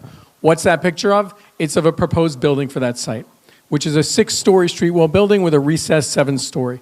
What else you can see from that site is as you look behind it, there are 9-story buildings along Namaoak. There are 11 to 12-story buildings along Redfern. A 6-story building with a 7th pop-back story is not out of context of this area. So when we approached the city, the request was basically, what have we got right now and what can we do with the site? The second thing, of course, and if you go to the second page, which is just a summary of what we're asking for, is there are 6 lots included in this. Lots 1 and 51 are the ones that are being applied for the zoning change. The additional 4 lots are included within that area. And on lot 1 and 51 right now, on the corner of Namaoak and Beach Channel, you may know that there is the high5.com car lot and a church, Glory Tabernacle. And so Glory Light Tabernacle. And so the discussion between Sam and the church was whether or not we can do something that's productive for the site to help update the church's facility, which has been there since the 1930s, which is only 3,800 square feet, and perhaps give them some additional, I'm sorry, I'm speaking. You're a liar. Excuse Chair. me. We're not doing that. Eugene, if you speak again, we're going to ask you to leave. Thank you. So the discussion again was to renovate the church space, which would be done here to allow them 4,500 square feet of newly renovated space with additional storage space, to allow for new commercial space in the form of 4,800 square feet, which would be for a new fresh food store to satisfy and service residents in the area. And as you may know, New York City has serious requirements in terms of fresh food stores, how much square footage needs to be devoted to produce, to fresh foods, baked goods, meat, dairy, etc. And then the remainder would be the residential building. The residential building would be on the 6 stories above and from floors 2 through 7. And those would be roughly 118 units, of which 30 of those, 25%, would be fully affordable. Pursuant to MIH option 1, we can talk about what those levels look like. The third page in your presentation shows you the zoning map. So what's really sought here? It's tough to read. We can read it a little better on the 6th page. We're just going to look at the 3rd page right now, the zoning map. If you can look at the zoning map and figure it out, and within the circle, there's an R5 district. What does that mean? The R5 district is what's there right now, but it's also been there since 1961. The zoning on this block has not been changed in over 60 years. Obviously, everyone knows there's been a lot that's gone on in the last 60 years, but the R5 districts that's there has resulted in the development you see there, which is a 3,800 square foot building housing the church, as well as a used car lot. Can we do anything better on the site? Can we bring some updated commercial use, perhaps a food store? Can we update the church facilities, and can we create some housing, including 25% permanently affordable housing? It's possible to do that, and that's what we would do with this proposal. The next page has a tax map, which is pretty boring, but shows the lots that would be included in the rezoning area. The hatched portion along Beach Channel Drive would have a commercial overlay. Right now, there is not one. This would allow us to use that lot for commercial uses. While the used car lot is there right now, they're an existing non-conforming or what's called a grandfathered use, so they're able to be there. But if you want to do a new commercial enclosed use, you would need the commercial overlay, which is why we're asking for that. The next slide, which is the 6th page of the presentation and really tells the story, is the area map, which includes all of the uses at that site as well in the surrounding area. You'll note that the project itself, the property, which is highlighted in the dotted area, it fronts on Beach Channel Drive, an 80-foot wide street at that portion, which obviously, as everyone knows, is a major thoroughfare. There's transportation in the area. There's buses in the area. We're about 200 feet from the LIRR stop. We're about a third of a mile from the subway. And in this area, while it's not ideal, there's enough transportation to allow for a little bit higher use of the site in terms of the commercial and the residential. In addition, in the surrounding area, you'll see to the east of the area, an R6 designation and an R71 designation. Those were pursuant to the Far Rockaway, downtown Rockaway rezoning, and allowed for higher floor area ratios like you see in the buildings that are there, which are 9 stories to 12 stories. Our building, which is an R6A, provides some benefits in being like the R6 district, allowing for that same square footage, but caps the height, unlike an R6. The R6A allows for that 7-story, actually 6 stories, and a setback 7th story. You can look at the pictures that follow that, which are a picture of the car lot and the church building. I'd now like Frank to just briefly talk about the proposed architecture, and then subject again to the chair, we're happy to answer questions. Frank? Hi, everyone. My name is Frank Quatella. I'm the architect of record for the project here. Just briefly about the building, Richard mentioned many of the proposed design features. It is a total sorry. Turn to the first page of the plan. With the color diagrams. A proposed overall 7-story building, 6 stories at the street wall, and then 15 feet at both Beachtown Drive and Namyoke. We are providing approximately 110 units, amenity space for the tenants, including roof terraces at the setback level and the upper roof. We are providing approximately 65% ratio of parking to dwelling units, so there are 81 parking spaces at the cellar and at grade level in the rear yard. As you can tell by the rectangles with those small triangles on them, that indicates parking. Richard also had mentioned that we are providing some commercial space at the ground floor on the corner, which is intended for a fresh food supermarket.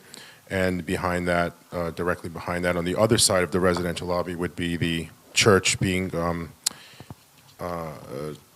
redesigned for that first-story space.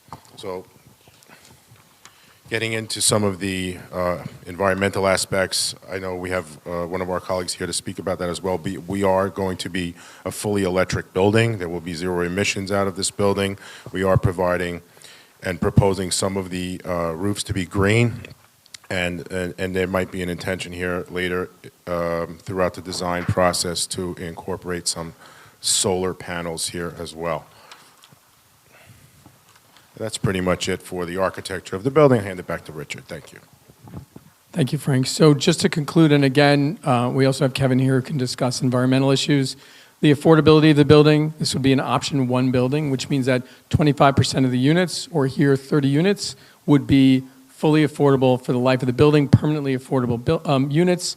What option 1 requires is that 10% of the building be at 40% AMI, which is the lowest level of affordability in terms of the options that are provided for MIH. So in terms of the rents for 1-bedrooms, because there's primarily 1-bedrooms in the building, as most of the units are 1-bedrooms, those would be at 40% AMI, $1,200 a month for the 40% AMI. So the units, they really get down there in terms of what the affordability levels are, what the proposed rent would be.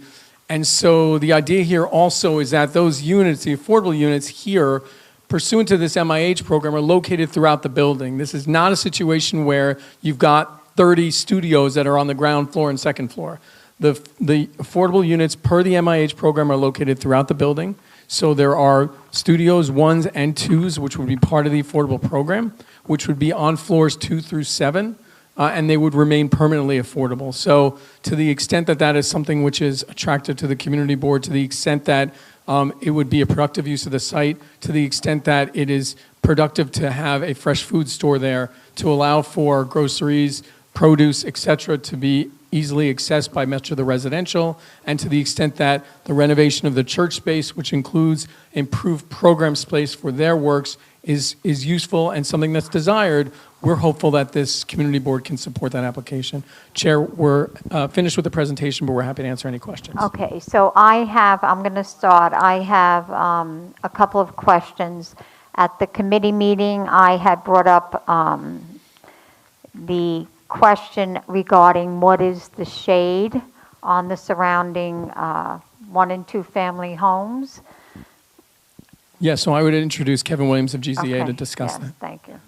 Chair, my apologies that I can't visually give it. That's I'll okay. give you some That's handouts. okay. Yeah. No, it's okay. You just talk to me. Just talk to me. It's fine. So, as we know, the shadows primarily in this, right in the United States. You got to keep the mic. The shadows. So to the south of the site, shadows primarily don't get cast. They basically run east to west. So the longest shadow that we have, basically running across Beach Channel into portions of the block directly to the west. We're going to have shadows cast approximately 30 minutes for each lot, May to August period. Okay. and June period, again, earliest in the morning, starting at 5:18, and exiting that block at about 7 o'clock in the morning, and again, moving across those sites. And then also, you can see the sites directly to the north affect about one lot with a shadow that would run incrementally across the site, primarily during the afternoon hours in June. And then in December, again, in the early morning, on the western cast side, we're looking at shadows cast at starting at earliest in the morning, and then lasting for about 1 hour till they exit the block, and then at the end of the day, casting onto the NYCHA housing area, and again, about 3 of the northern lots directly north to the site. So the shadows. And on NYCHA, how long is the shadow? So the longest shadow Approximately. doesn't cover any buildings, and it's at the very end of the day, and it would run portions along approximately an hour. Okay. And that's areas where there are no residential buildings. Okay. All right, then the other item that I brought to your attention was our concern of quality of life and health because of the IMT operation of the construction debris that's brought there. And right now, Redfern, and it's a battle for us because that business is actually in Nassau County. So it's very complicated in us trying to manage. And I would envision all of the health problems that we're experiencing in Redfern would result here also. So the site's about 2,000 feet away. I did look at this. I have a lot of experience with cement facilities, air permitting. And I tell you, if they're releasing particulate, PM 2.5, it doesn't matter if it's in New York City or New York State. And if this developer wants to build here, they'll have the wherewithal to go after it, and I will help them get the permit enforced properly, because there should not be any impact on sensitive receptors. Plus, it's across the street from an environmental justice community. So Yes. if you're not getting action from Nassau County, and we have connections in Nassau County, if you want, as a stipulation of this resolution, that the environmental consultant for this development, facilitate a resolution to the air quality issues, I will personally handle it. So I do get it. Obviously, that is affecting large-scale populations directly across the street is where NYCHA's at. So I don't know. I can do air models, which do the dispersion modeling from that facility, but I can see it's open air, it's right on the waterfront, and I'm sure it has an impact, puts dust on the streets and dust through people's windows. I get it. So that's something that needs to be resolved under existing condition, and any developer that's looking to put significant investment in here would certainly want to have the wherewithal to stop that. So I do very much appreciate you bringing my attention to that location. So. Okay. All right, thank you. Nancy?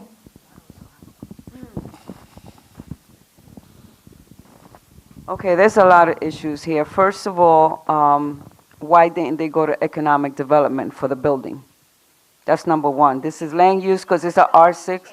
It's a zoning change, but they're asking for a zoning change, but they're already showing the plans of the building. For the zoning change, I believe that this community board agreed that there was not going to be any more zoning change here. That was one agreement.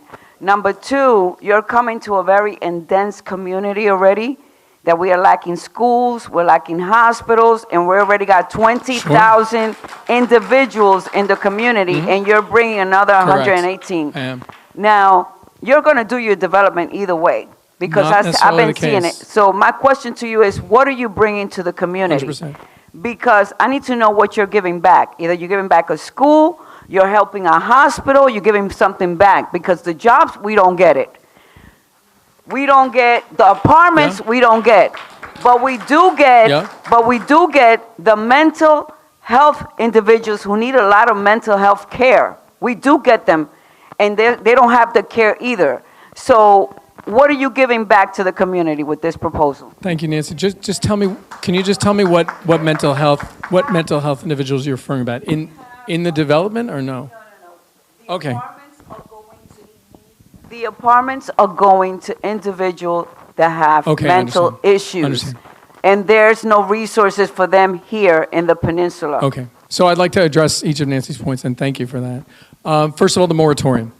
Right now, we understand that for years, the community board has had moratorium which limits any rezoning to under an R6. We're asking for an R6A, which is an R6 zoning district. Right now, we're at an R5. When we last came to the community board, we were asking for an R6 for another developer, and it got bumped down to an R5D. Since that time, we basically have made efforts to get a hold of the study that was being performed by, which was reviewing the moratorium and facilities on the peninsula to say, okay, Hester Street was conducting this study. They were talking about environmental sustainability. If there's a superstorm, how are people going to get out? And so we basically have been waiting and waiting and waiting for that study. Followed up monthly for about 2 years with Hester Street and with the council member's office. Hester Street is now gone. They basically folded up. So there's no study, and basically the moratorium still exists. It's the community board's moratorium. If the community board is going to say to every applicant who comes in here, we're not approving you because we have moratorium, so be it. But basically, I want to tell you that we've made efforts over the last 2 years to try to figure out what the sustainability measures were, what the results of that Hester Street study was going to be, so we could actually make some productive use of the property and like come in and say, okay, this is how we're going to address the items that are in the study. There's no study. And basically, when we asked for follow-up, like, is there any data that they collected? Was there any they said, no, I'm sorry, there's nothing there. So again, the moratorium is what it is, and you guys are going to vote how you're going to vote. I just want to tell you that for anybody coming in, even if it's a phenomenal project and it's helpful, you're not going to have anyone who's going to be able to do anything because of the moratorium. So that's it. We had 2 developers come in. One has a school for us in Yes. Auburn by the Sea. It's a new school for our children. Another one is making it into co-op's apartment.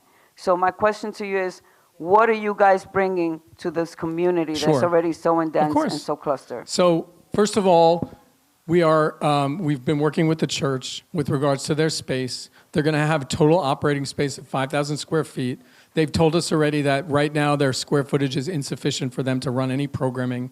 And so part of this was to be able to work with them to allow for local programming. This was said that it was something that was important to Glory Light when they spoke to Sam about this. And so that's one of the things we're trying to be able to do.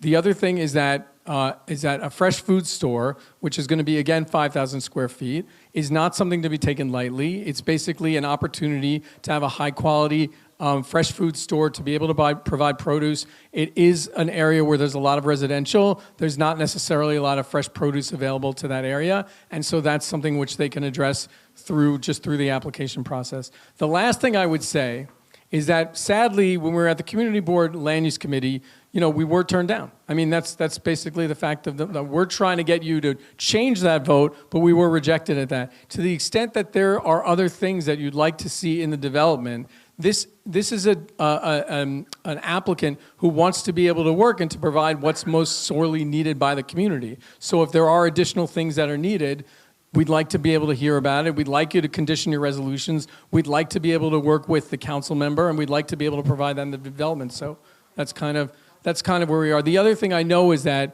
the chair had mentioned that she'd like larger family sizes in the building. We're happy to provide that as well. Right now, we've got a split primarily weighted towards one bedroom apartments. We don't have a lot of studios, but we do have nine 2-bedrooms, and then something like 89 1-bedrooms. To the extent that it's more attractive to combine those units and to make more of those for larger units, that's something we would be thrilled to do. And we would be thrilled to have the community board say, that we only want to approve this if you are reducing the number of your 1-bedrooms. We're happy to do it, and we can do it. And also, just to add to that, there's no supportive housing as part of this development. It is all market rate and affordable, but there's no supportive piece. I don't get an answer to my question. What are you bringing to the community? He's just telling me about the apartments. We're experts on apartments. I'm asking we got 30 Nancy for different you to. apartment I'm asking units for already. you to tell us what you want. What so we can want is a school. Okay. You're mentioning a food store, fresh fruit. You Right. have a supermarket that you're going to take their business 2 blocks down. That's number one. Number two, we want to know what you're going to bring to our students. I mean, we need kids to have a better school. Those are the things that we want to hear. Are you going to provide apartments for our residents here? Because I don't see them getting it. Are you going to give jobs to our individuals out here in the community? Because I haven't seen no one get it. I'm sorry that you're getting the short end of the stick, No, it's but I understand. we've been through 30,000 already apartments. Of course. And guess what? A lot of the commercial space are empty still. Okay.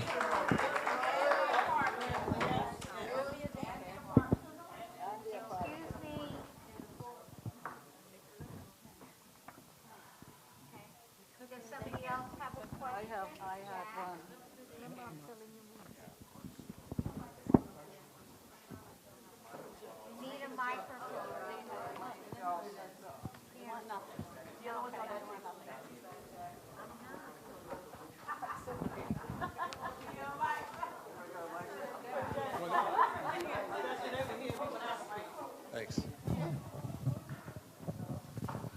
My question is, you guys have spent countless hours and God knows how much money on this project already. What I would have liked to have heard is, and you know our reputation for turning down everything. Sure.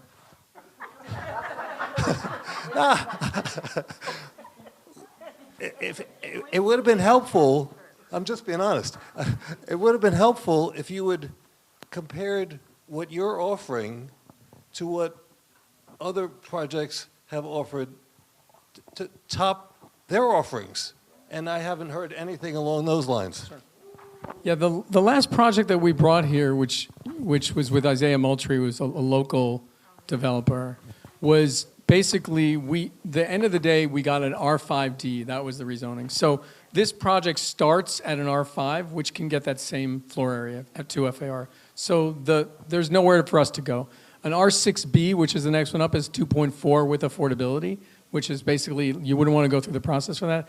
This zoning district that we're asking for is literally the lowest zoning district we can ask for him to do the project. So I understand that you do turn things down, but like the truth of the matter is, this is a proposed building. There's additional space that can be devoted for community facility. This is a process. We're going to be in ULURP hearings for the next 5 months. It's not bad for us to come in and for us to ask and to hear what the community really wants. So that's where we're at. Yeah, I mean, I for one, I mean, the Peninsula Hospital site is going to be is enormous.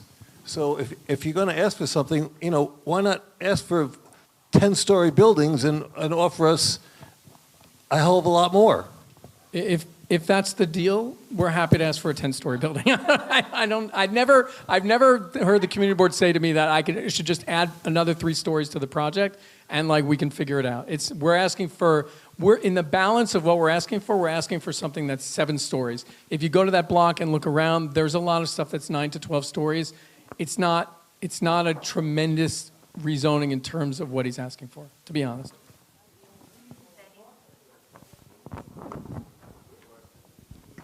Okay. I'm so jaded already that I'm still going to ask a question concerning the all the stuff that's coming in from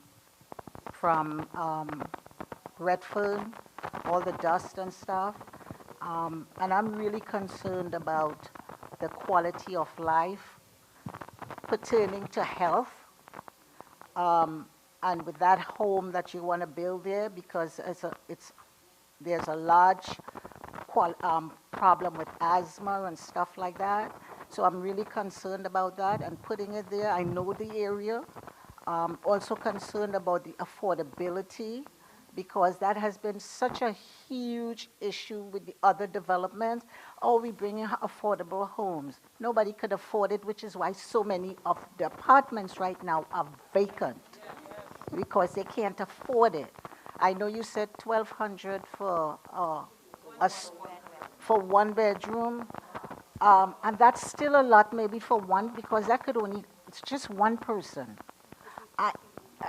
Right, could be 2, but maybe they're making $50,000 a year, because, they can't afford that, So the affordability is a big issue because everybody comes with affordability, and it's just not affordable to a lot of the community that lives on that side.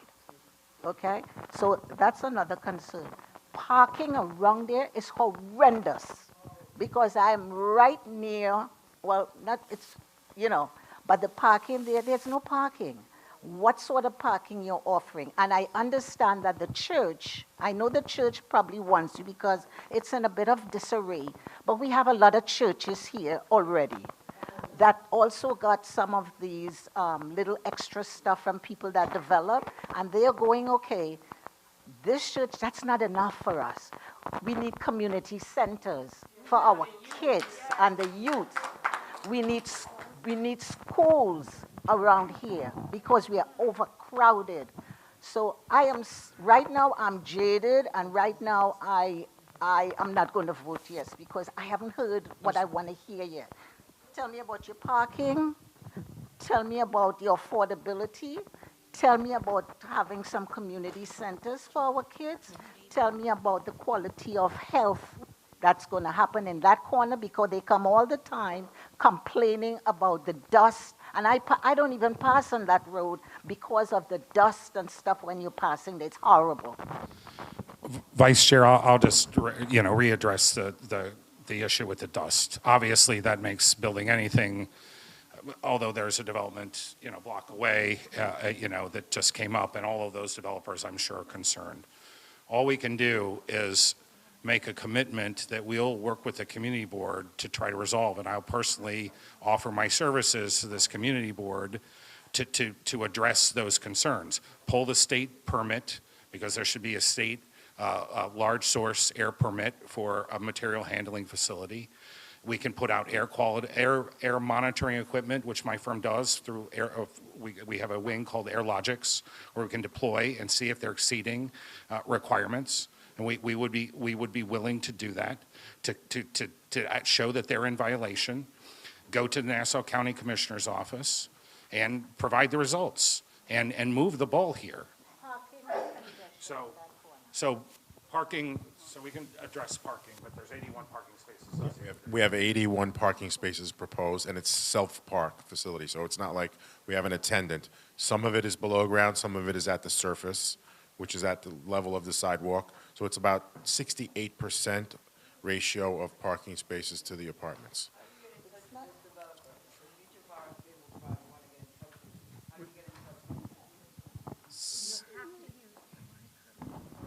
Well, no, she wants to know how to get in touch with the developer. So you mean in the future?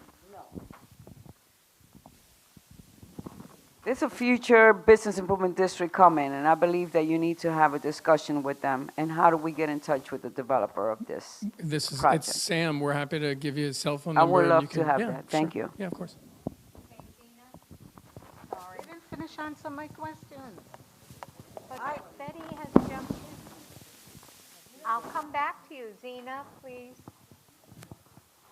Okay, so I hear a lot of no, no, no, no, and it seems like you all are very willing to work with it.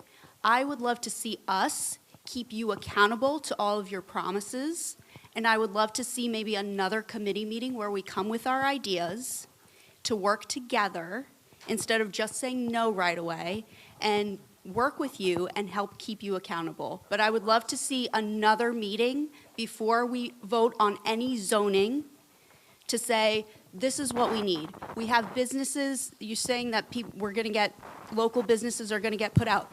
Maybe we can offer those businesses those spaces and enlarge them and help them grow instead of right away saying no. Or maybe work with the church, since you have already had conversations with the church, maybe expand those community programs and have them help work with the local local NGOs or nonprofits. We have tons of nonprofits that are looking for space. Maybe they can work with the church to bring these communities, bring these programs in, bring these educational programs in, like the STEM programs and all these other things that we have going on, and work together instead of just saying, no, we have too many churches. No, we're going to put our local businesses out. Let's expand and see what we can do. I mean, get the environmental studies out. Maybe that might also help us. So I would love to see another meeting where we come with these ideas and work together with you guys before we do any sort of voting on any kind of zoning. We appreciate that, and we would appreciate that opportunity. And just, even if it's Kevin and his firm basically going and holding this, this pollutant responsible.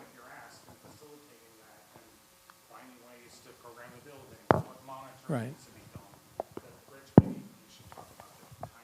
So let me just, Well, I was going to say, let me just explain, because some board members may not understand how the ULURP process works. So this plan was certified during the summer when we are not in session. We have to submit a response. Actually, the response was due October 6th. I called and begged for an extra week because we had to have a land use committee meeting, because once we make a decision, it has to be entered into a portal. Like it's a system, right? And then from there, the process continues. So at this point, you can have another meeting, but it will be a meeting after we take a vote, because the vote has already been delayed. Now, it's interesting because this is part of what we're talking about with the sixth ballot, with Proposition 2, 3, and 4 on the back of the ballot, right? This process, this ULURP process, is trying to be taken away from us, period. What's not fair is to have projects certified knowing that community boards do not meet during the months of July and August. So to certify a project and now only give us 60 days to make a decision is not fair to us. And I called and asked from day one, as soon as I got it, I called Dolores and I said, this is bananas. Like, you're emailing me August 4th that you're certifying my project on August 6th, and so now I have until October 6th, actually, yeah, October 6th, and then I had to call and beg. So I have to put the response in tomorrow. I had Osola left from the borough president's office, but he does work with city planning as well in Donovan's office. And he called me on August 5th to say, your response is due tomorrow. And I said, no, they gave us an extra week because we had to wait until the board meeting. I'm not a board member any longer, but this, I'm going to take liberty to say this. My issue with all of this is that people come to us with a plan, and then we ask afterwards, can you include us in the plan? My question is, why didn't you come to us when you got this plot of land to say, this is what we would like to do, but what would you like us to do? And then do what you're asking Zena to work in conjunction with putting something together that may work for the community, right? My issue when I was a board member for 25 years before becoming district manager is that agencies come to us and tell us what's good for us, right? They never ask us, what do we want? What do you feel your community would do better with? They always want to come, and then here we are, hand in hat, hat in hand, begging somebody to meet with us again to go over and revamp a plan that they came up with without us. But I say all that to say, a vote has to be taken tonight. I have city planning in this meeting. And just to looking at me, to reiterate, I have to make the vote tonight. There's going to be a vote tonight, but we do want you to know that if you want us to come back, it's going to be at the Queensboro President for a month. It's going to be at City Planning for 2 months. It's going to go. So we're happy to come back in the next 2 months and have that meeting. And because even if the community board, whatever the community board votes tonight, I kind of have an idea what it might be, but whatever they're going to vote for tonight, we still want an opportunity to come back. And if afterwards there's a letter or something that comes in, fantastic. If we can, right? We're happy to. We're happy to. Zena, we're happy to come back in and do that. So. Thank you. I appreciate that. I know you don't. I know you don't. But I'm just saying, city planning, they know that nobody's meeting in July and August. So is there any kind of motion that we can So make? I have one more. Sorry. We got to move on. Karen? The board has to present their Okay, one of the motion, reasons why we generally say no is because we're one of 10 community boards that have gotten 80% of the affordable housing. We want to spread that elsewhere. The other thing is, they've already talked about Manhattan sinking because of all the high-rises being developed on their property. We've had 30,000 additional apartments here. You don't think this peninsula is sinking, and we're surrounded by water. So we're all going down eventually if we live long enough. So you got to think about your, your investment, because it's really not a good long-term investment. And also, like I said, we've taken on 80%, we're one of 10 community boards that have taken on 80% of the affordable housing. Now, the other thing I'm going to ask you, what is your target population? Is it veterans? Is it homeless? Is it mentally ill? Is it, who is your target? You're the target audience. The normal person, market rate, and, I mean, we're hearing two sides here. One, it's not affordable enough, and B, we don't want affordable. So the idea is it's 60 to 80% market rate and market rate. So you're getting mixed income here. The other thing so I know there are 30,000 units in the pipeline, but those haven't all been fulfilled. And what I'm hearing is right now that there's, they're not even being filled out. So when this gets built and what the timeline is and that sort of thing is in the eye of the beholder when the market bears. In terms of the island sinking, so you're right.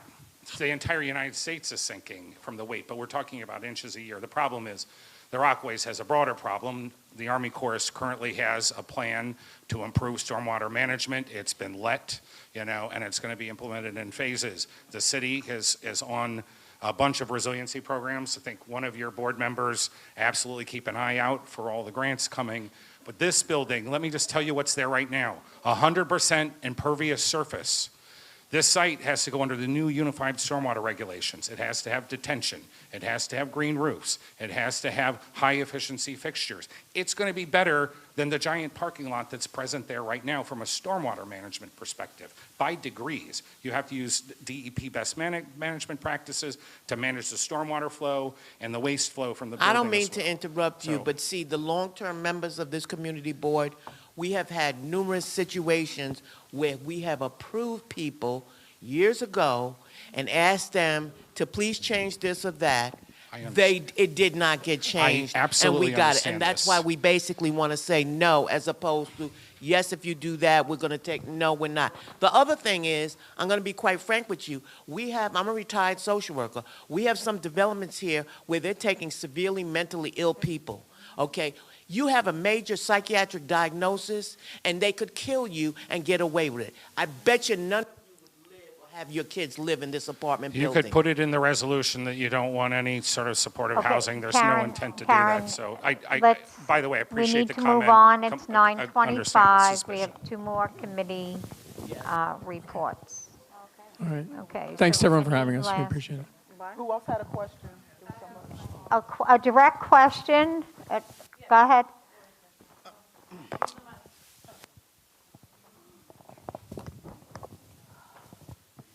Our first vice president had asked, what are you guys willing to contribute towards financially on the peninsula, right? So I know that you all sat through the meeting and you heard our budget and all the stuff that's there. What is your question?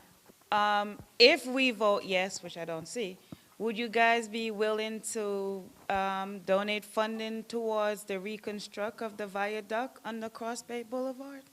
Somewhere. So the things that we can say yes to are the Mhm. fact that because of the nature of the building and the square footage we're getting, we can easily put in community facility space that's devoted to the area and to the community. I can't necessarily commit to funding for the project right now, but I can say that it's a 6.5-story envelope, 7-story envelope. There's going to be the availability there to add some community facility space. But I can't, we can, if we have our subsequent conversations, we can talk about that. And if you condition the vote, that's great. But that's basically what I can say right now. And the last question, if we were to vote yes, or if you did get the vote tonight, how much of the workload would be given to Rockaway residents? And I would like to hear like a number. I don't want you to use words like maybe, let's Right. see, because then those Let them never answer. happen. Yeah, so are you referring to the construction jobs? Yes. Okay, so we, on these projects, we typically work with the Borough President's Office, and the Borough President has set a target of 25% for local contracting employees, so that's something that we would seek to do on this project.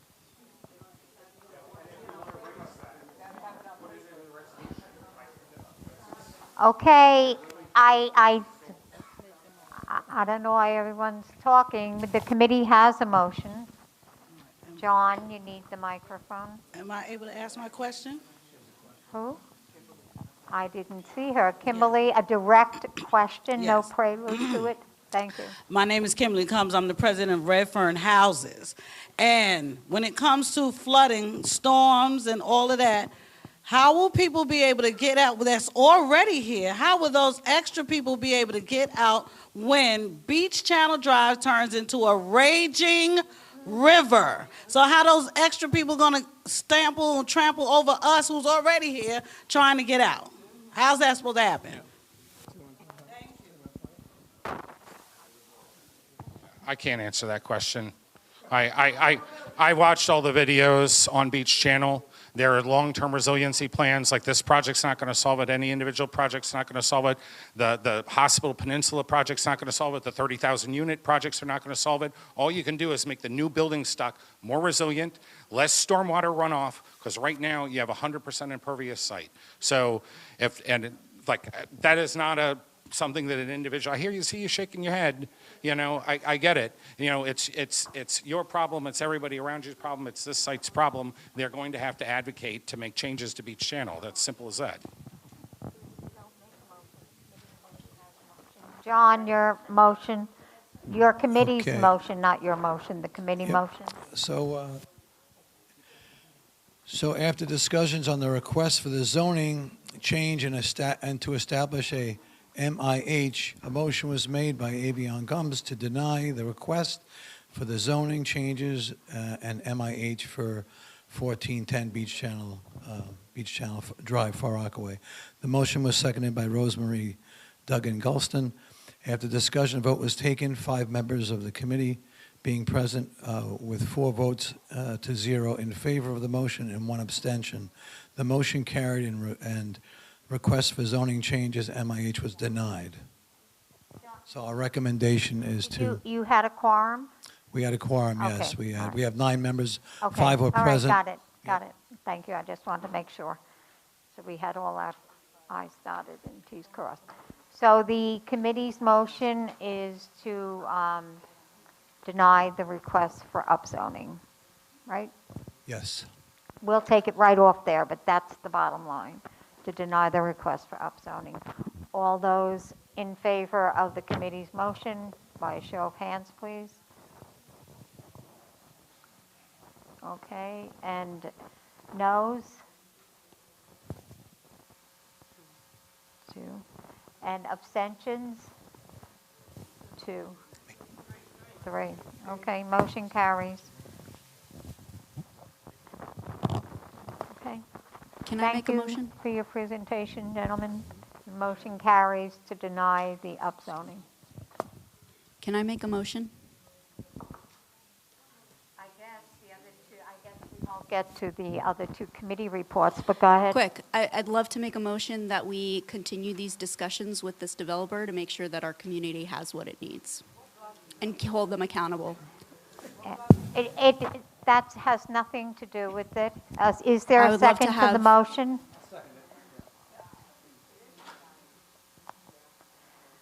Okay, those in favor of continuing this discussion with the developer, by a show of hands, please. 1, 2, 3, 4, 5, 6, 7, 8. Okay, 8. And those opposed? 1, 2, 3, 4, 5, 6, 7, 8, 9, 10, 11, 12, 13, 14, 15, 16, 17. So motion fails. Okay. All right, next is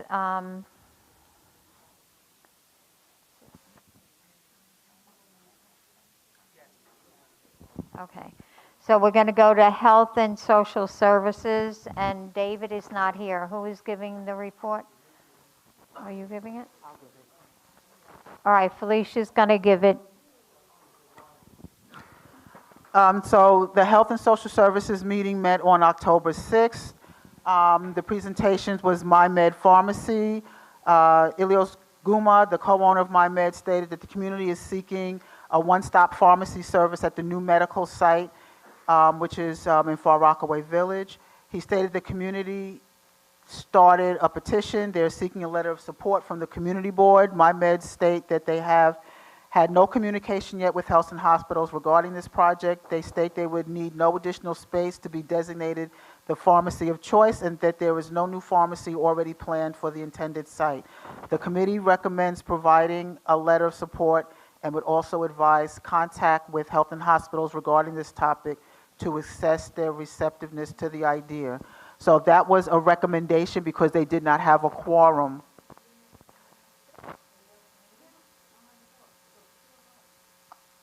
Okay, I'm reading the minutes the way that the chair, he recommended, not a motion.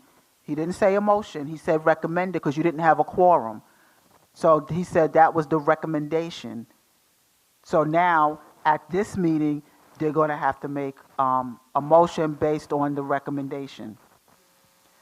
And then, so right now, I'm not going to read the whole report because that's the actionable item for tonight. I'm doing this in brevity. Everybody, all board members received the minutes, so I'm sure you read the rest of it. But the action item for tonight is whether or not a motion will be made for the community board, me, to write a letter of support to H&H and the powers that be to request that MyMed's Pharmacy, which the healthcare center, they spoke at the September meeting, the center's being built on top of them, that they be the pharmacy of choice to work with them because there is no pharmacy plan for that site.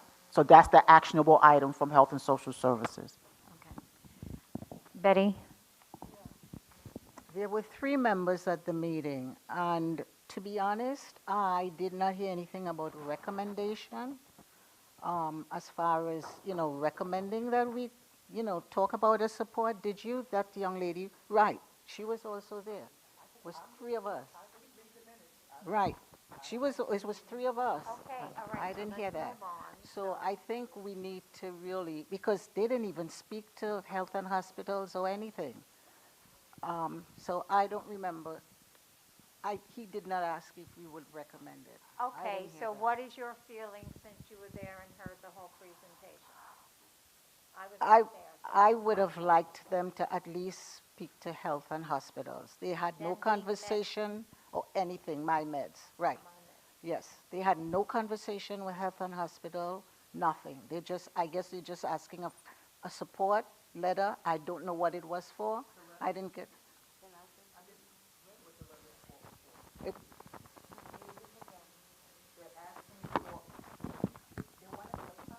They're asking for a letter of support from the community board that they be the pharmacy that health and hospitals will use once that healthcare center opens up. That's what they're asking for. They don't have to speak to them. They're just asking that since they're a pharmacy already there, they would like to be in communication with them to be the pharmacy.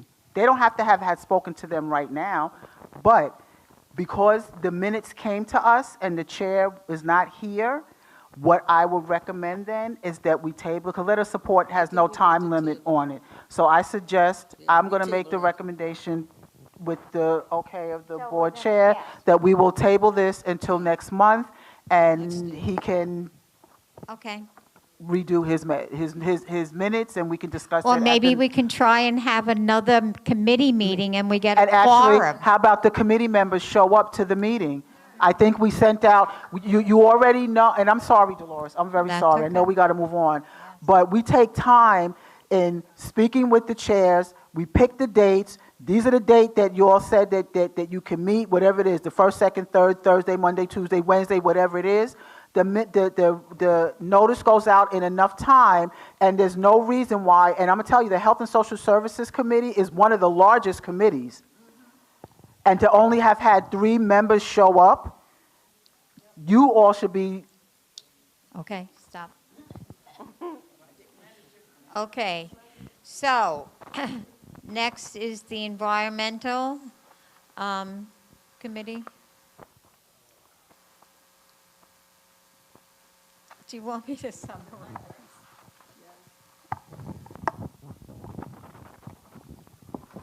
I really would like to yield this until next month because it has to be explained who the person is and what they're working on, and then at the same time, it was just mentioned by our district manager about the committee's members not showing up.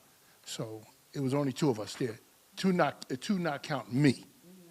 And Well, not, you're a committee member, so yeah, there so were 3 those of 3. you. So Okay. 3, we have no quorum.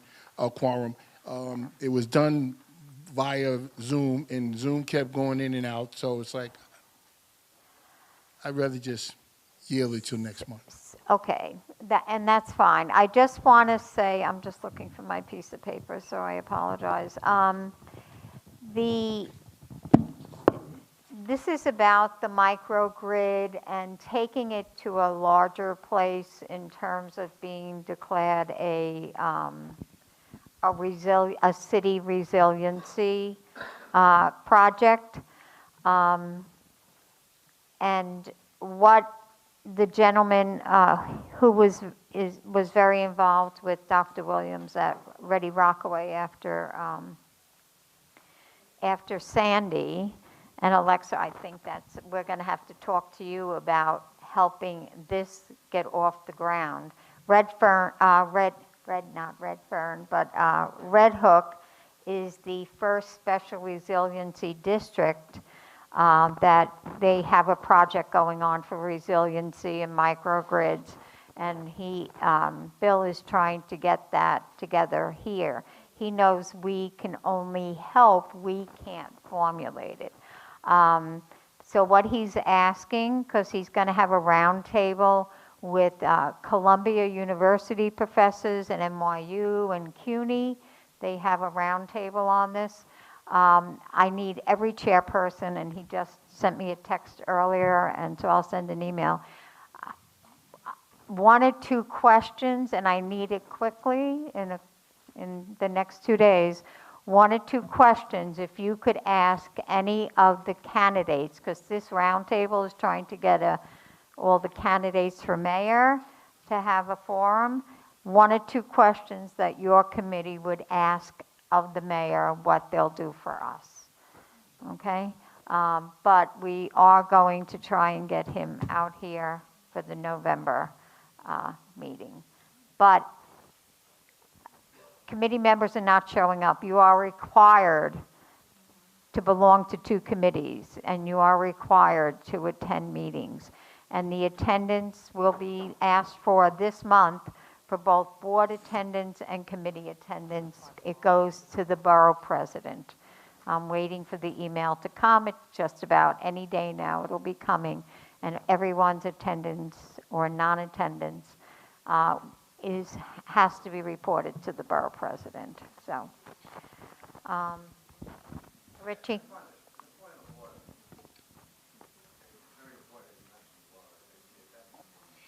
Mm-hmm.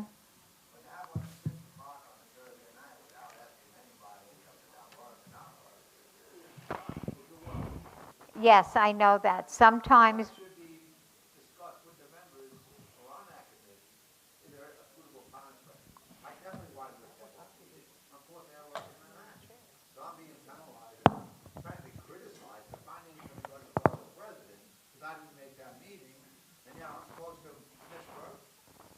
No, absolutely not. But just.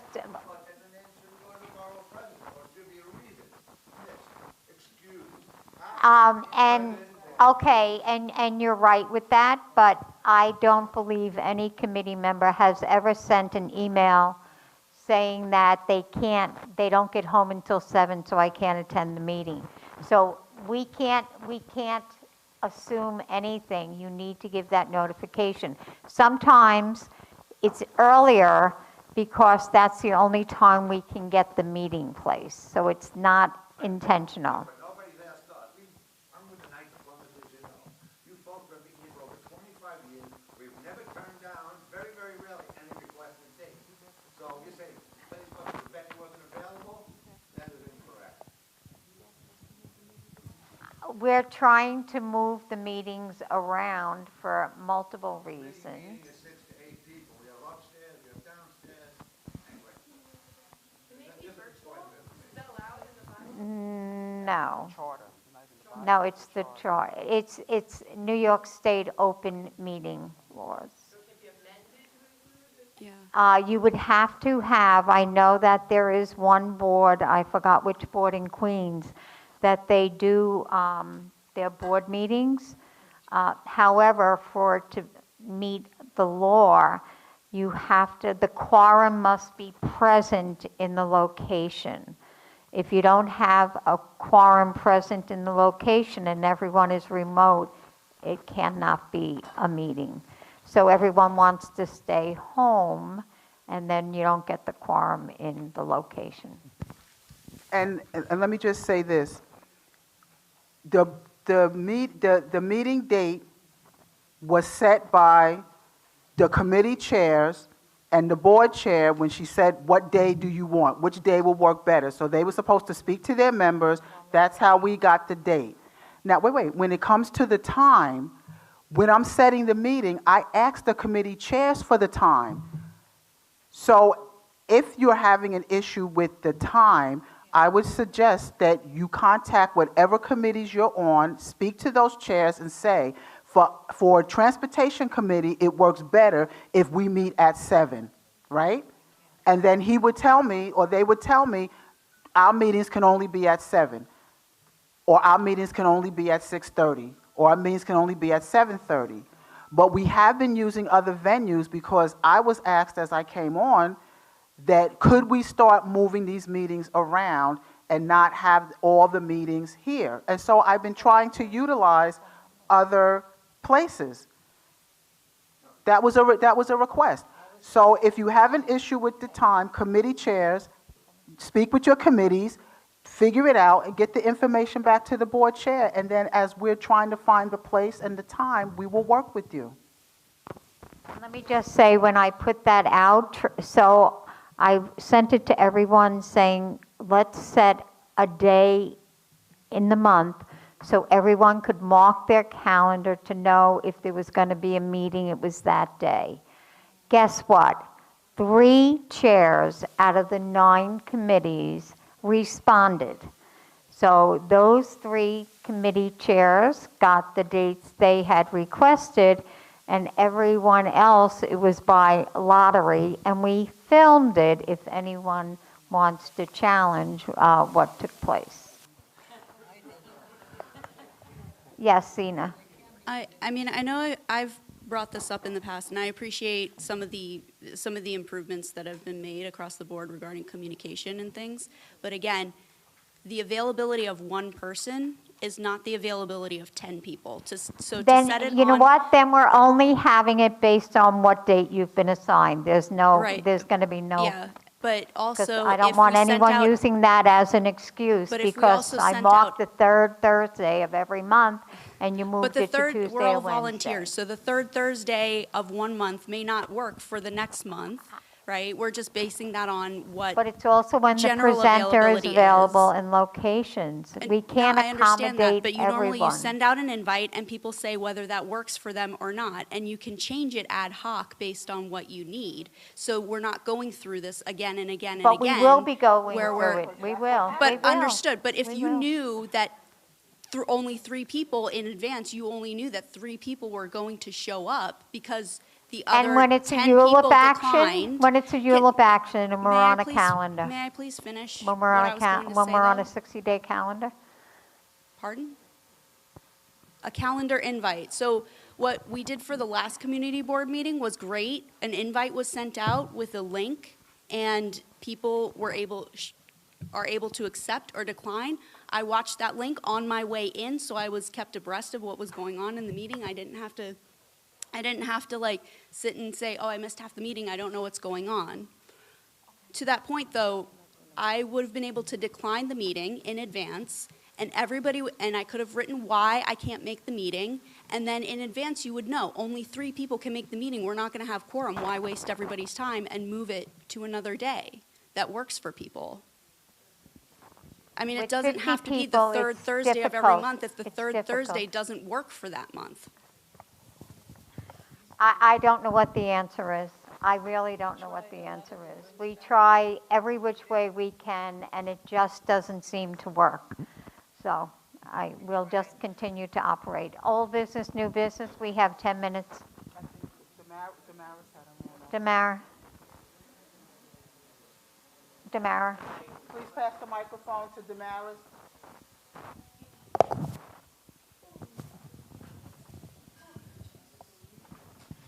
Just an idea. I was just wondering, is it possible to send out the list again of what committees you're on? Along with that, it can be, you know, right next to it, the date, the times that are already appointed. That way you can reach out to your committee chair and find out, you know, is there a better date? You know, what doesn't work for you may not work for everyone. So I think that we can come to an agreement together, you know, look at it. If we had it, it's tangible. Because I'll tell you the truth, if I didn't call the office to find out what committee I sat on, I was lost, you know? And sometimes it does, you know, you may forget or you may have switched your committee.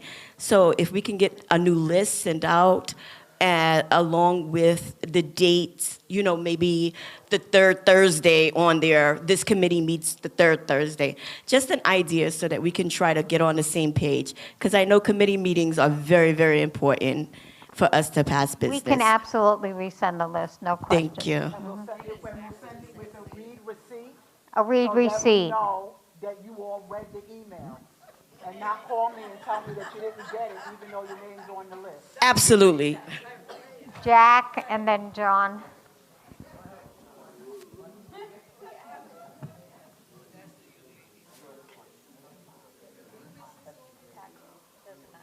Let's go, Jack. I'd like to request that a letter be sent to the Sanitation Commissioner for Queens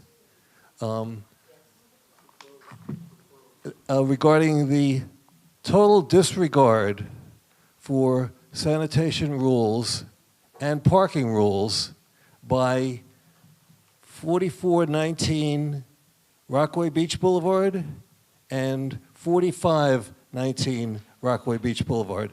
I've submitted countless, literally countless 311 requests. Parking meaning alternate side? No. No, they're taking up, they're putting garbage bags in the street Okay. and blocking parking with traffic cones. This cannot be allowed to continue Okay. indefinitely. Okay, It's been going on for 3 years. got it. I got your pictures today, and I already forwarded them to somebody, but I will follow up with a letter. I already sent it to both DOT and sanitation. Okay, John? Yeah, Dolores, obviously, I brought this up a million times before, but can we try to, again, get DOT down here to kind of call them out in the carpet and ask them a lot of questions about a lot of issues out here in Rockaway?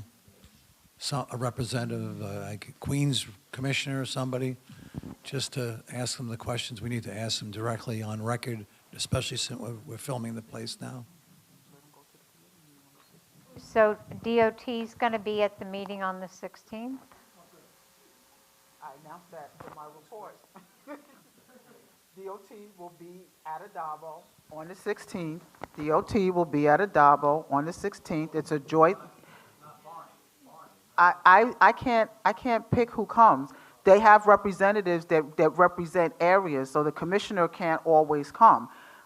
DOT will be there if whoever they send you feel does not adequately respond to your questions, then when you come to the November meeting, you'll say, yes, DOT was there, but they couldn't give me what they wanted. Can we invite somebody higher up? The last the last meeting that Transportation had, the DOT commissioner was there.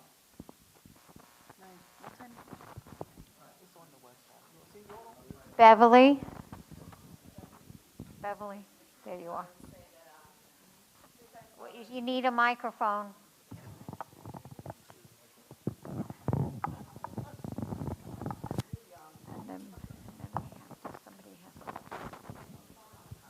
No, my issue was the same thing in regards to the committees. Since I started in April, I haven't gotten a list of the committees that I'm supposed to be on. I called and I did get information about one committee that they haven't started anything, but I was just saying that I had no idea as to the two committees that I'm on. The one committee you didn't know about? There was one, and they said that Yes, nothing and has started yet. we went back and looked at everything, and we did miss you for a second committee, yes.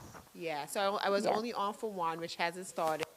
There was another one that I didn't get, and I was supposed to be added on to another committee, and I'm still waiting for that. So there's one committee that you're on the list for, correct? And they haven't started yet, I was told. What do you mean they haven't started yet? They haven't had any. What committee are you on? That was the Health and Social Services, David Ojolo. Health and Social Services had a meeting, just had a meeting. They're going to check, I'm going to, All right, I can might be you on the guys list, but could check somebody take me off that if list? she's on the health?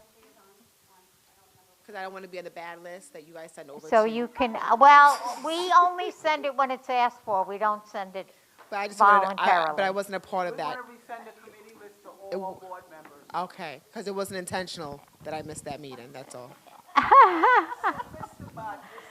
Okay. All right. If someone, motion to adjourn.